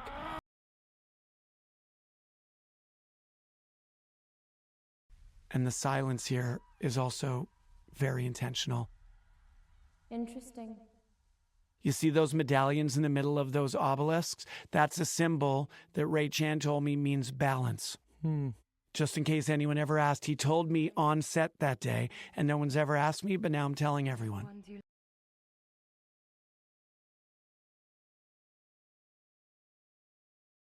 Many of the voices you hear screaming Logan are the kids, are, one of which is my daughter James, one of which is my daughter Nezzy as well, Inez, and a few others. You talk about the shame and all that haunts Logan. This scene is a perfect example of what was unlocked when Hugh prodded us to answer the question, what is it about this Wolverine? Well, this scene is the answer.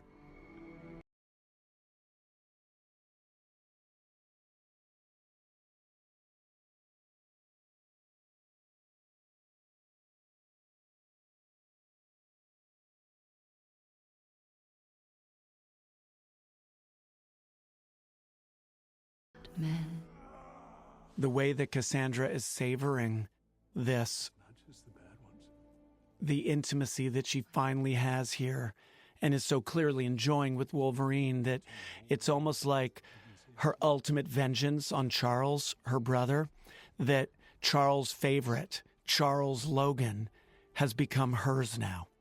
And it's delectable to her. I think all that subtext is so interesting in this scene, and Emma plays it beautifully.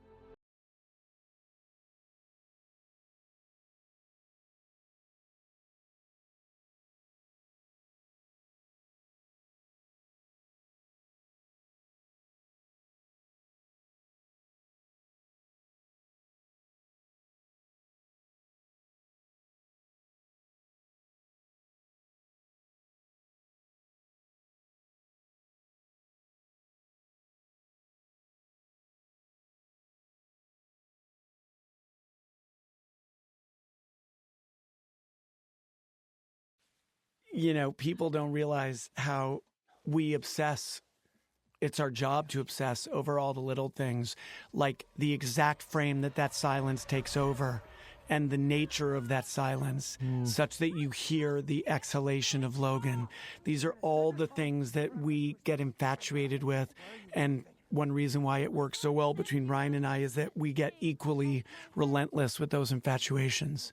That's one, though, where I was wrong and you were right. I wanted him to sigh in the big wide shot, and you said, no, we got to wait and hold it. And I think you feel it so much more waiting. Well, it's another hallmark of this brotherhood is we can disagree without arguing, and we can get to, we can always, we're always willing to be proven wrong. I'm certainly quite willing. Mr. PG-13, except the last one. You know, Ryan often says that he cut himself out of a Deadpool movie if it made the movie better. This line coming up after Wolverine punches Pyro, which is a great joke. Ryan had that line. That was scripted for Deadpool. And he goes, you know what, Hugh? You take it. Not everyone gets a speech. And it's really very much speaks to how unselfish a producer and writer Ryan is, that he will, I know many a movie star that I won't name today who will never let an A-plus joke be given to another actor. They want all the A-plus jokes. That is not at all how Ryan operates. No, I'm also self-loathing. I have a black belt in self-loathing, so the less of me in my mind, the better. But yeah, no, Hugh crushed that line. This is a scene I'll never forget. Here's the thing. What was scripted was I'm wearing the suit, and that means I'm an X-Man. And while we were filming it, I remembered the diner scene. And so I called out from behind the camera, you are the X-Man. Mm-hmm. And because Ryan and Hugh and I have such a trust as friends, nobody paused. Nobody asked what I meant. Hugh knew I was pitching him a line to say as Logan. And he did, and it led to such an emotional color for this scene that you'll see here, and also when we flash back to it in the power room. He saved some of it for the flashbacks, which I think was a smart move. This performance of Emma. Oh, I love it. Go ahead, Rye. I love their sort of Kate Hepburn kind of reading of this line that comes up. Would have loved you too.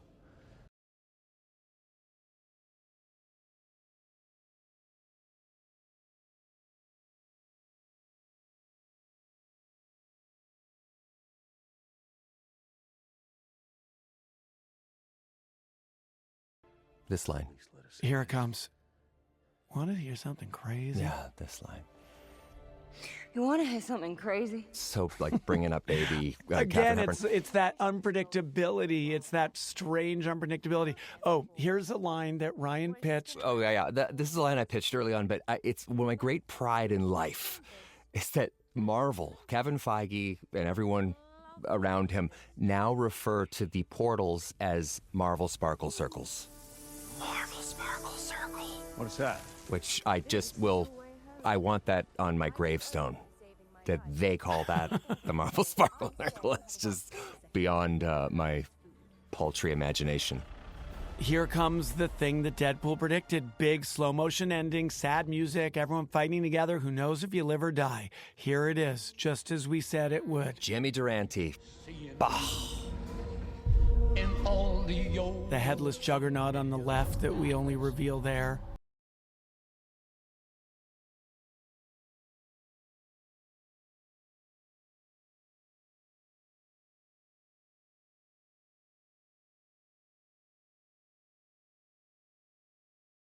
I feel I can't let this commentary end without acknowledging our stellar visual effects department. Eliath brings it to mind right there. If you watch Loki season 1 episode 5, you'll know whereof I speak when I say they took things next level. Every one of these shots, yes, we built things practically, but they were as obsessive and relentless as we were. And Swen Definitely and Lisa and the whole visual effects team really took a pride of ownership and a love of the work that we'll never forget, and made this movie so much greater. Images like this are the stuff of my dreams. This smile Wesley gives here just kills me. Like, it's just so beautiful.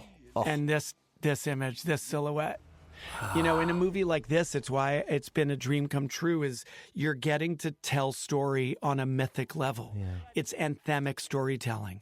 And there's very few movies that support that scale of expression and that full-throated feeling without irony, without cynicism. But this movie allowed for that. It demanded that. And the way that audiences have embraced that is deeply gratifying. Let's go. I'll clock you out. Sadly, Ryan, you're probably right there when you say that they're going to make him do this till he's 90. I think they are. But also more sad for you is they're probably going to make you do it till you're 92. Oh, I'll never live that long. Not with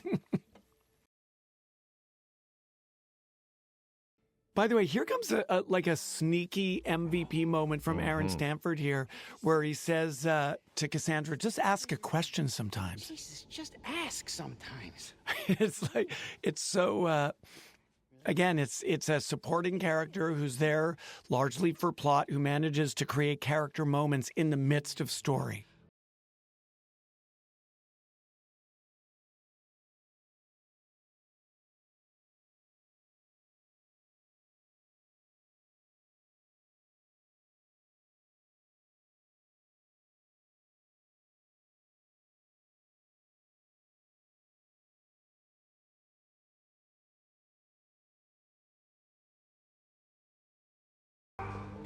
I hate you so great.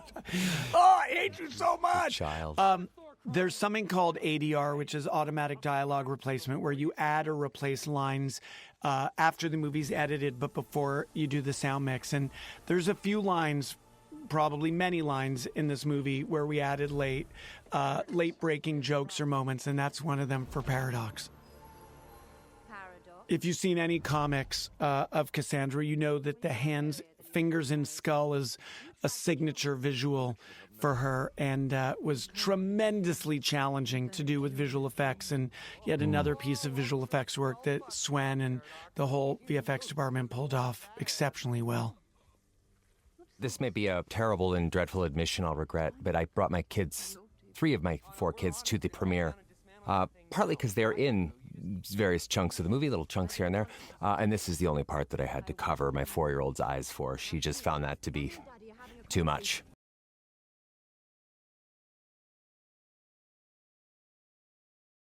But murdering an army of TVA agents with Hugh Jackman's bones, no problem. That's all fine. No problem. Yeah, it's fingers and skull that is the stuff of future therapy. Right. Then you had to go and piss on my side of the fence. And so now the fence must come down. I have to say, I love Myas and Graham, who were our costume designers, the various levels of costumes for Cassandra, starting with the trench coat, then the white shirt, and this strappy vest for the third act. I just love the evolution of Cassandra's costumes. And it's both comic accurate and extremely memorable and specific. And I know it helped Emma build the character as well. Woomy, who many of you know from the series Loki, who has clearly been promoted to a higher position at the TVA in this film, came in and both connected the TVA of our movie to the TVA of Loki, but great character and really nice performance as B-15. I love the round of applause she got at San Diego Comic-Con when her character appeared on screen. Yeah, I mean, one thing beautiful. I've really, I think I knew it, but maybe not as profoundly as I do now, the depth of fan love for Marvel and all its stories is so profound and globally ubiquitous, and it's an incredible thing to be a part of. Mm-hmm. Here's our Marvel Sparkle Circle and the misdirect that something villainous is coming, which does happen eventually, but for now, it's Dogpool wearing doggles. The doggles. Do you know the origination of those doggles? Was my daughter Inez, and she watched this weird fairy show where a character has these goggles that look like an intense prescription, and that's where we came in and begged Marvel to spend some money here, and this song kills. We also spent a little money on this song that I don't even know if anyone loves it as much as Ryan and I love it, but we love it too much to have ever taken it out. This Eric Carmen song. We played it on set to this slow motion moment, and it never changed. It just was always the Eric Carmen. By the way, we do that. It's something we've done since Free Guy. Something I've done my whole career is to play music on set to convey a feeling to the crew, the camera operators, and the performers. This is one of the biggest laughs in the movie that I don't think we ever saw coming quite this big, the fourth wall break. I can gently tap the fourth wall, too. The proposal. Good God. It's so ridiculous. I think that's what I do. I fucking hate Nicepool. Worse than Deadpool does. And here we introduce the Deadpool Corps. Yeah, I know He it. must die. I know it. The Deadpool Corps, when I first joined this project at Ryan's invitation, I asked Marvel to bury me in comics. And one of the things that I did not know about until I steeped myself in the comics was the Corps and how fucking cool they are. Mm-hmm. And we knew we wanted to find somewhere that made story sense, where we could bring in all these Deadpool variants, and many are comic accurate. There's Olin. But that's Ryan's son, my godson, Olin, yeah. who is the voice of Baby Pool. And many of these are from the comics. Some, like Welsh Pool, are straight out of Ryan Reynolds' brain and heart. Played by Paul Mullen right there. Wrexham AFC striker Paul Mullen, number 10 on your AM dial. I take it they're not friendly. Goodness, no. Sorry about this, boys. Mission over. I don't know why Nicepool's so Canadian, but somehow we just decided early on that he would pronounce sorry like sorry, and Nicepool would talk like both our mothers and honor our homeland. And that he would have low bone density. Deadpool Prime here. Poor guy.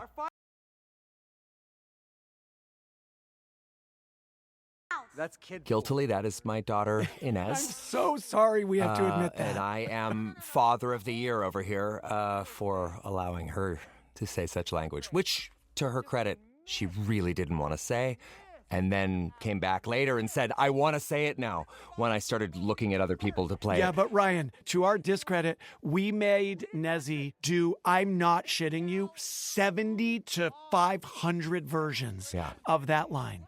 I'm going to pay for that later. Blake Lively there as Lady Pool, Lady Matthew Deadpool. McConaughey as Cowboy Pool. McConaughey showing up like a champ what a for us. dreamboat that guy is. What a movie star in the most classic and amazing way. Nathan Fillion as Headpool. Love Nathan Fillion. Whoa.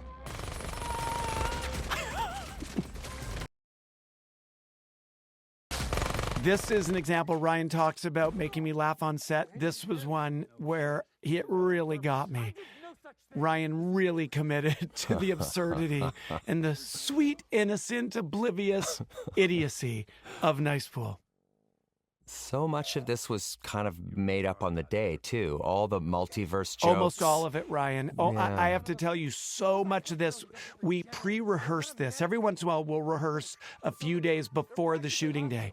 And we did so on this scene, and we made up this entire premise of using Nicepool as a human shield. And this whole pause right here with two of my favorite lines, why are we stopping? And then the answer.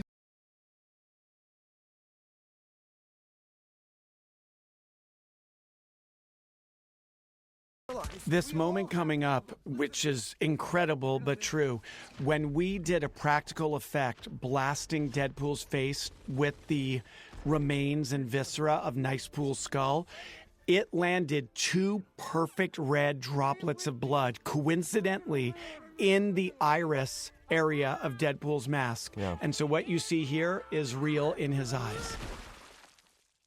Like, what are the chances you could do that 1,000 times and never get those pupils that perfectly? It's perfect. And that was real.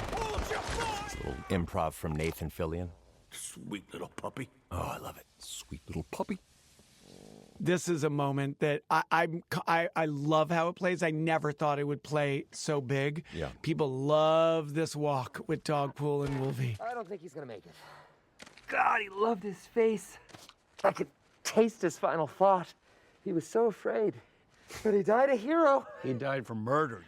You know, when you're making a movie, you never really know what are the shots that are going to enter the pantheon and become an image that people remember.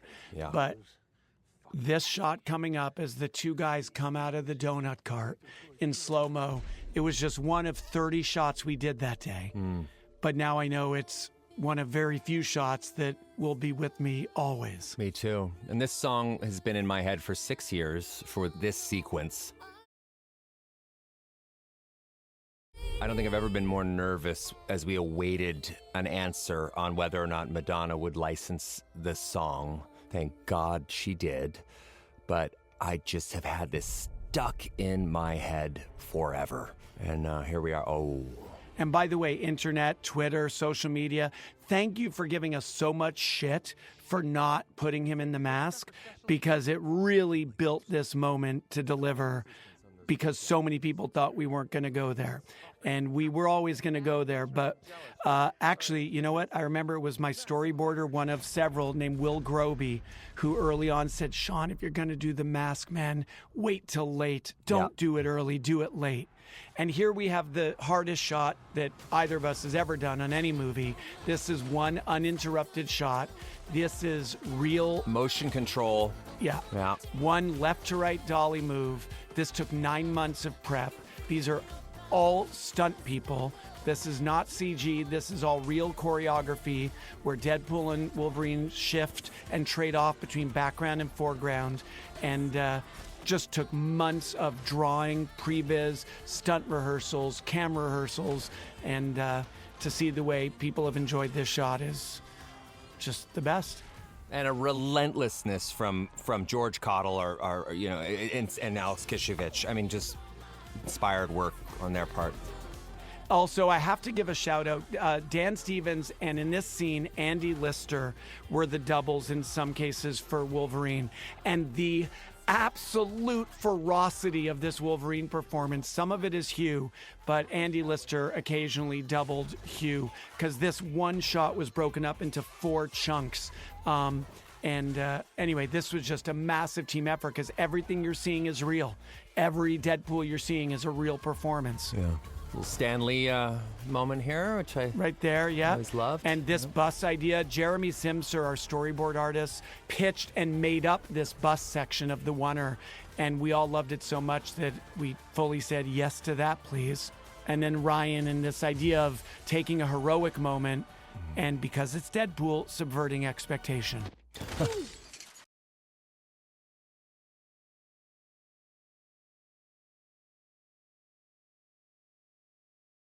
And that is Ryan's son there. That is Olin, and his real giggles. Yeah, there he is. Oop.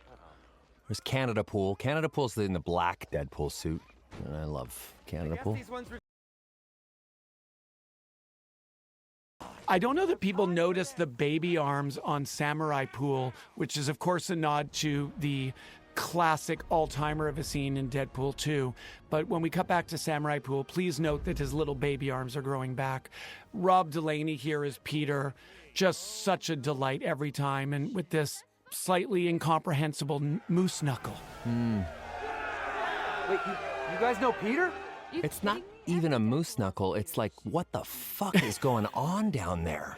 Like, are you okay? Drink it in, folks, now that we've called it out. With the Tivas and socks. I love this, like, jamming the fingers in Peter's mouth, like, inexplicably. It was just this one take. We did it, and it was, I don't know why it makes me so weird. You know, that mask, I have to say, I'm not sure. We knew that people had waited a long time for it, but I'm not sure I ever fully understood how fucking cool that mask on Wolverine could be, and now I just can't get enough. By the way, the Time Ripper, all this real, not CG.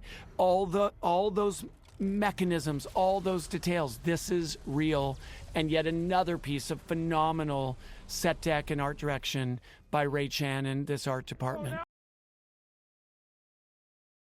By the way, just a general piece of advice. If you ever have a movie with exposition, especially big chunks of exposition, try to hire Matthew McFadden, because this man delivers exposition with flavor and panache like no one I've ever seen. Mm-hmm.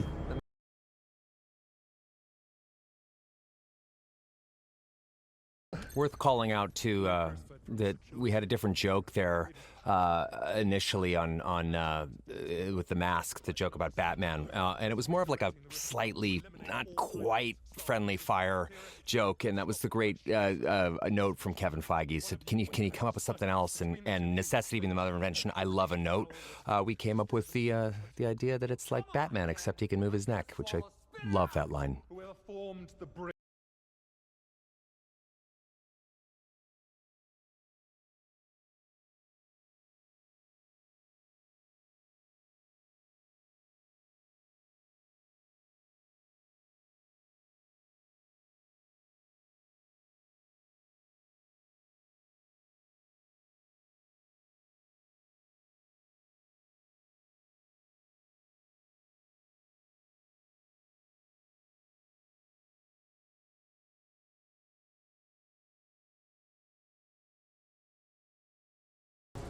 The scene coming up after this on the subway tracks below ground, we always knew that would be a defining scene of the movie. It's really where we just go right at the heart of the movie, which is its heart, and which is the affection and the redemption that gets built between these two characters. And this dialogue that Ryan delivers here, which we really wrote very intentionally to be, yes, of course, Wade talking to Logan, but also equally intentionally, Ryan Reynolds talking to Hugh Jackman. It's me saying, you did this movie. You're here playing this character again, too, because I begged you and I wanted you so badly, and you said yes. And then, you got a whole world to go back. This moment of just acknowledging what is real, too, is how long I waited for this team up.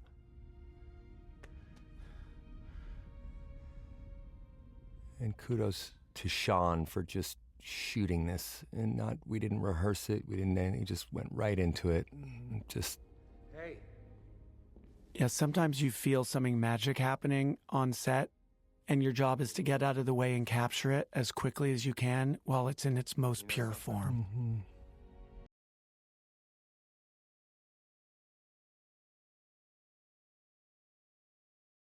Mm-hmm.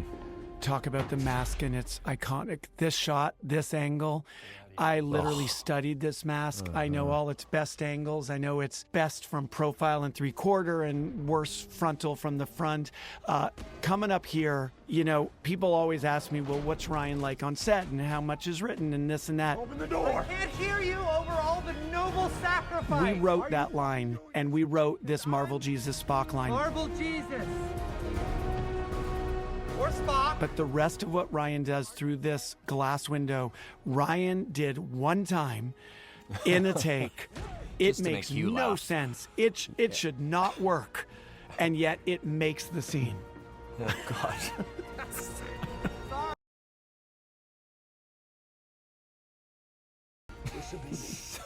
So dumb.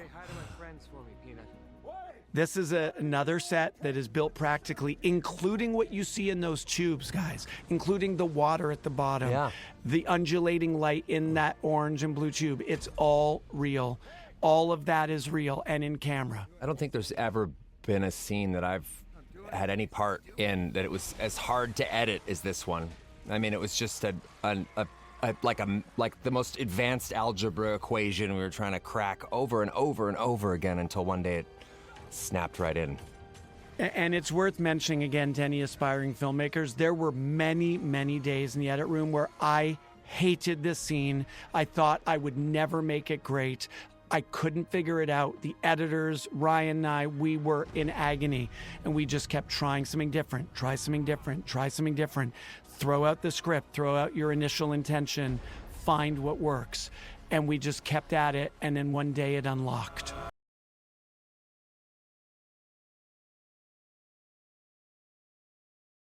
What we did always know was where it needed to end up was this moment of Wolverine showing up for a motherfucking friend. And the claws snicting and completing the circuit, which makes Wolverine's shirt finally, because we've set it up and made you wait for it, blast off. And of course, this being Deadpool, first thing that's going to happen is Deadpool is going to check out the abs. Yeah. Approved. And listen, please, without us talking, listen to this arrangement of Like a Prayer. It is Rob Simonson and this incredible gospel choir and this fully new arrangement done with input from Madonna herself, input that made it better, and just drink that in, folks.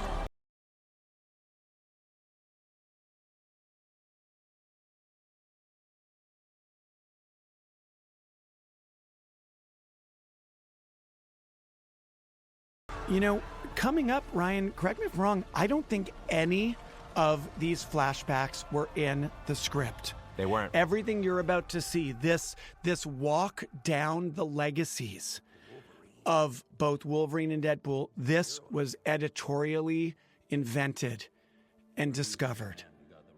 And it took the climactic action scene and it turned it into a climactic emotional scene. And hard as hell, because Wolverine, we can't use all the movies that he did because this is a different Wolverine. So we really had to kind of mine footage we already had and story we already had. But this was one where this true foursome, Dean Zimmerman and Shane Reed and Ryan and I, we just lived with this sequence for months. And when it unlocked, it was like a shared euphoria. And now to see it land with audiences makes it all worth it. Hugh's performance here, guys. Yeah.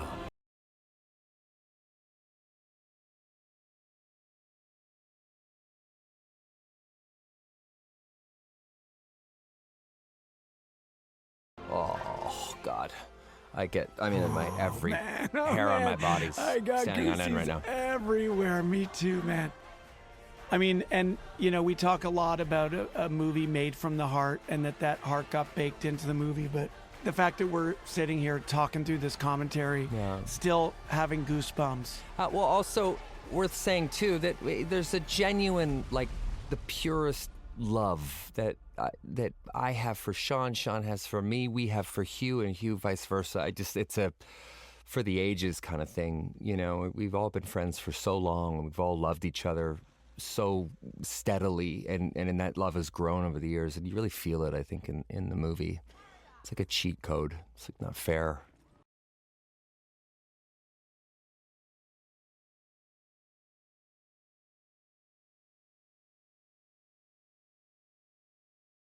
We did just a day and a half of reshoots on the movie, which we're very proud of because, you know, these kinds of movies typically involve weeks of reshoots. But this speech that Matthew has here is one of the pieces that we reshot, and he is miraculous.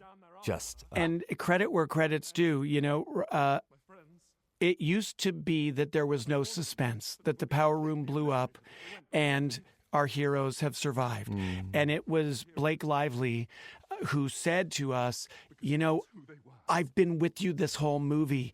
I want to sit in the fear that they're lost. Let me be in that place of suspense so that the triumph of their survival is more emotional and visceral. And that was a Blake note, and it really opened up a new way of thinking about this part of the movie. And it's why we did this reshoot and we build the suspense. And of course, here the payoff is so much more satisfying. Oh, gold.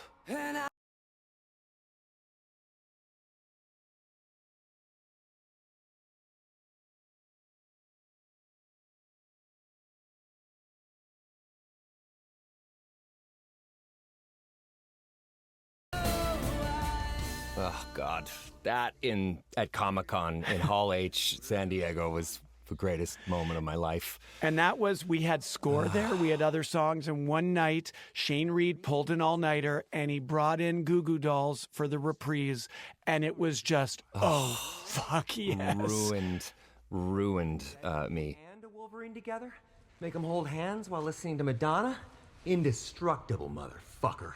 Let's get this Deadpool variant. Coming up here, we bring Peter Pool into this scene, and I don't even quite know where this strange mutual crush idea came from, but this chemistry between B-15 and Peter Pool, it's not like the movie needs it, but it's these weird ideas that make the movie, I think, more unexpected and more unique. And I love seeing how much the audience loves this vibe between B-15 and Peter.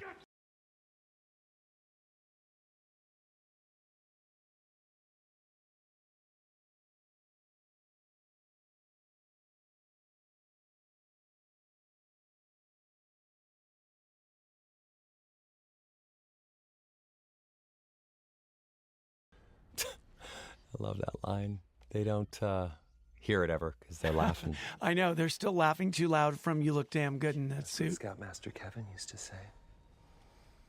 Do you see that? I'm glad Kevin Feige didn't say, can you pick a different Scoutmaster name? Oh yeah, good point. Never noticed that. Your timeline from extinction.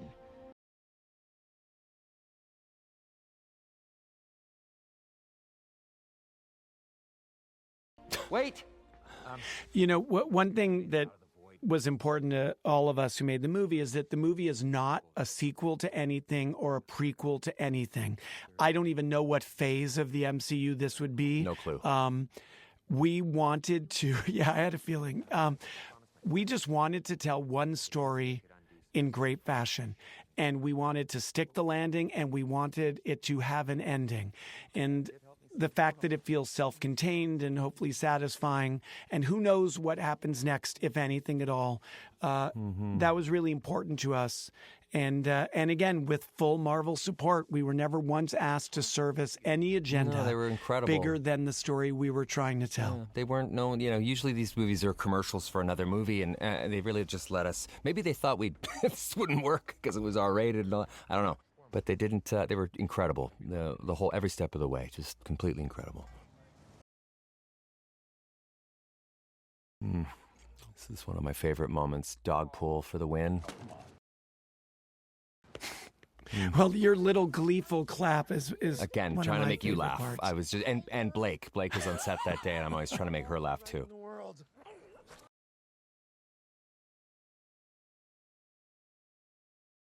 You know, again, collaboration. There's people whose job it is, right? Music supervisor, that's the person who generally suggests songs for the movie. On this one, we took great ideas wherever they came from. This was a suggestion by Dan DePrima, who is our music editor, whose job is to edit score. But he's like, you know what? This Aretha song is pretty great. It might feel good. And as soon as we heard it and placed it to picture, we knew it would stick.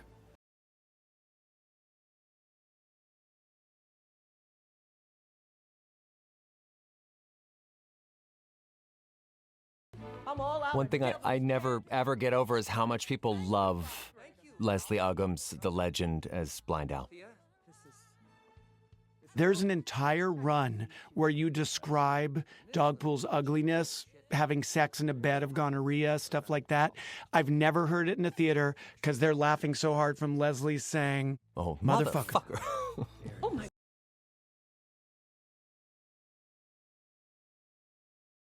In a bed of gonorrhea. I think Leslie Uggams and Sam Jackson could have a motherfuck off. Just like. I love that you've just named an event that we now all need to see. The first annual motherfuck off. Let's do it. I'm ready. This voiceover, by the way, I don't think a word of this has changed since we wrote it close to 2 years ago. Yeah. I don't know why I didn't keep that sweater. It's a nice sweater. Should have stole it. Right?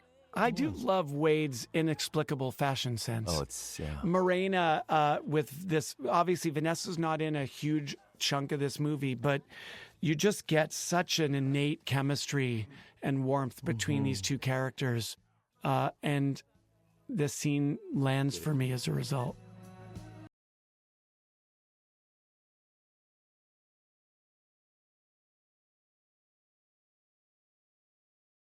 As we come to the end of the movie, you'll note Feige's Pizza, which is a callback to Deadpool 1, I believe, and a final shot that I knew very early that this had to be the last shot of this movie. Yeah, you called this from day one.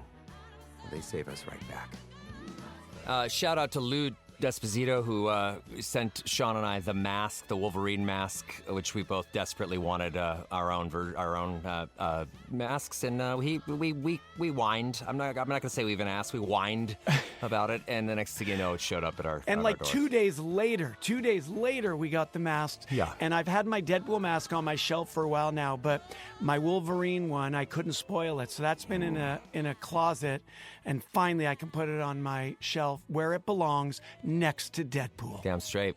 We come now to this tribute reel, which was an idea that we had while we were shooting the movie, and we just knew that this tribute with this song, looking back at this legacy, had to happen. Yeah, really a desperate need to sort of come full circle with the 20th Century Fox logo buried in the ground in the void, and I'd heard this song just play randomly on one of my playlists, and it really sort of fed us with this notion of like, let's take a trip down memory lane of this entire universe, and really we owe everything to it. And also one of the reasons Wesley Snipes' Blade is in the film is that, you know, that none of this would exist without that movie, and I don't think that movie gets the credit it deserves, the original Blade. It's sort of, I'm not sure there would be a Fox X-Men universe nor an MCU if it wasn't for that movie breaking through in pop culture and becoming what it became back in 1998. It really is also, you know, the mountain that is the MCU, it is built on this foundation of these Fox Marvel movies, of Blade, and all that came before. And because the movie is in many ways about legacy and about what does it mean to matter, this tribute felt right to us. And frankly, we spent as much time working on this as we did the movie. And everyone enjoyed pitching in ideas of shots and clips, and really every part of the team. I don't normally do this, but I reached out to Billy Joe Armstrong from Green Day just to say thank you for making this song. And what was crazy, I'm not making this up, Green Day had they had all gone to see Deadpool and Wolverine an hour before. What? I text him out of the blue, just introducing myself. The whole band had gone to see it in D.C., Washington, D.C. That was a kind of a pinch me moment, to be honest. I love it.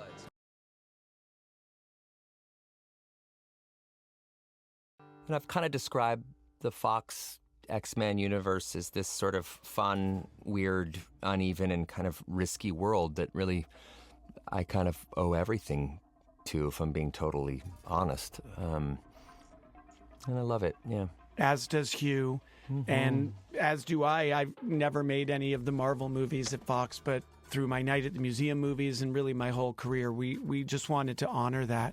By the way, one thing I love about a Marvel movie is it's probably the only time a full audience sits and sees the entirety of the end credits, and in this case gets to sit and listen to these exceptional cues written by our composer Rob Simonson, including this Deadpool theme, which is titled LFG.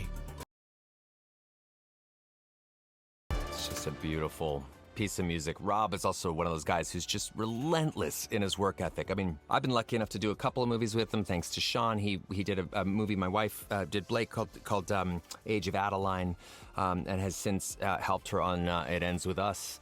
And he's just one of those guys that his you know, he's as kind as he is talented, but he just never lets go. He just, you know, if you use a needle drop in a sequence, he's going to try to beat it with score. And more often than not comes out victorious. He's someone I hope Shawn and I get to make movies with for the rest of our lives. I'm not don't think I'm making movies with anyone but Shawn from now on, so I hopefully Rob joins us. I can't wait to keep this recording as proof and basically a verbal contract, which I'm sure is enforceable in court. Hey, Ryan, before we get to the button at the end of the end credits, I think it's worth you telling the story of how it came about, this kind of revealing Johnny Storm monologue about Cassandra Nova. Well, at the risk of being redundant with my theme of necessity being the mother of invention, I really desperately wanted Chris to do this. Chris Evans to play the Human Torch in this film, but not as a favor. I wanted to find a way to get him to say yes because it was just a part he couldn't resist. So the tag at the end of this movie is a scene where I think I wrote it in 5 minutes, and part of it was just to see if he would see this sequence or this scene and say yes on its merits alone, but also like I wasn't sure if the scene would even work. And he read the scene and then called me back and said, I'll do it as long as that end credits tag is in this movie. And that's when I knew that, homie, don't fuck around. He was ready to let it fly. And it's not a line or two. It's a chunky, it is a verbose, comedy monologue. Intensely quick. And it only works tight. It only works tight and fast. And I said to Chris, we could have prompters or huge cue cards, whatever you want, cue cards, anything. And he was just like, screw that, dude. I'm coming, ready to go. And I think we only shot this twice, 2 or 3 times. I mean, he just, every single time was like I bent over laughing. I mean, everybody. It was remarkable. And aside to him, I don't think we've ever really seen, which I love. I like that my daughter Betty Reynolds gets Hugh Jackman Wrangler. That's her credit. By the way, please note that in our special thanks, and Truthful Timmy, the blowjob queen of Saskatoon. Couldn't have done it without him. We like that line so much that we wanted Truthful Timmy to be remembered in our special thanks. I love that Hawaii gets thanks, but we never got to go there. That would have been nice.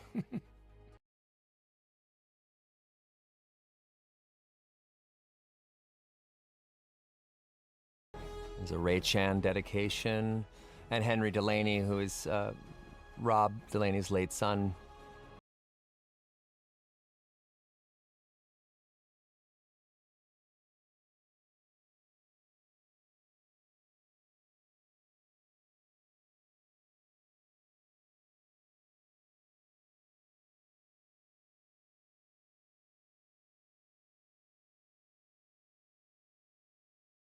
Go on, Johnny. And I'll tell you I love how Deadpool baits him. Yeah. It's been fun talking about our movie. It has been fun talking about our movie.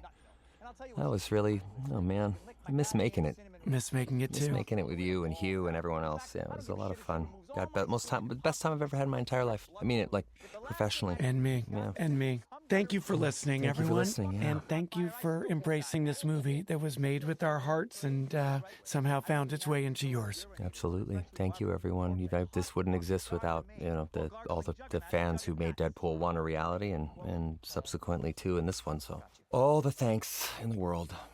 And there you have it. There you go. There you have it. Marvel Studios. Bye for now. And cut.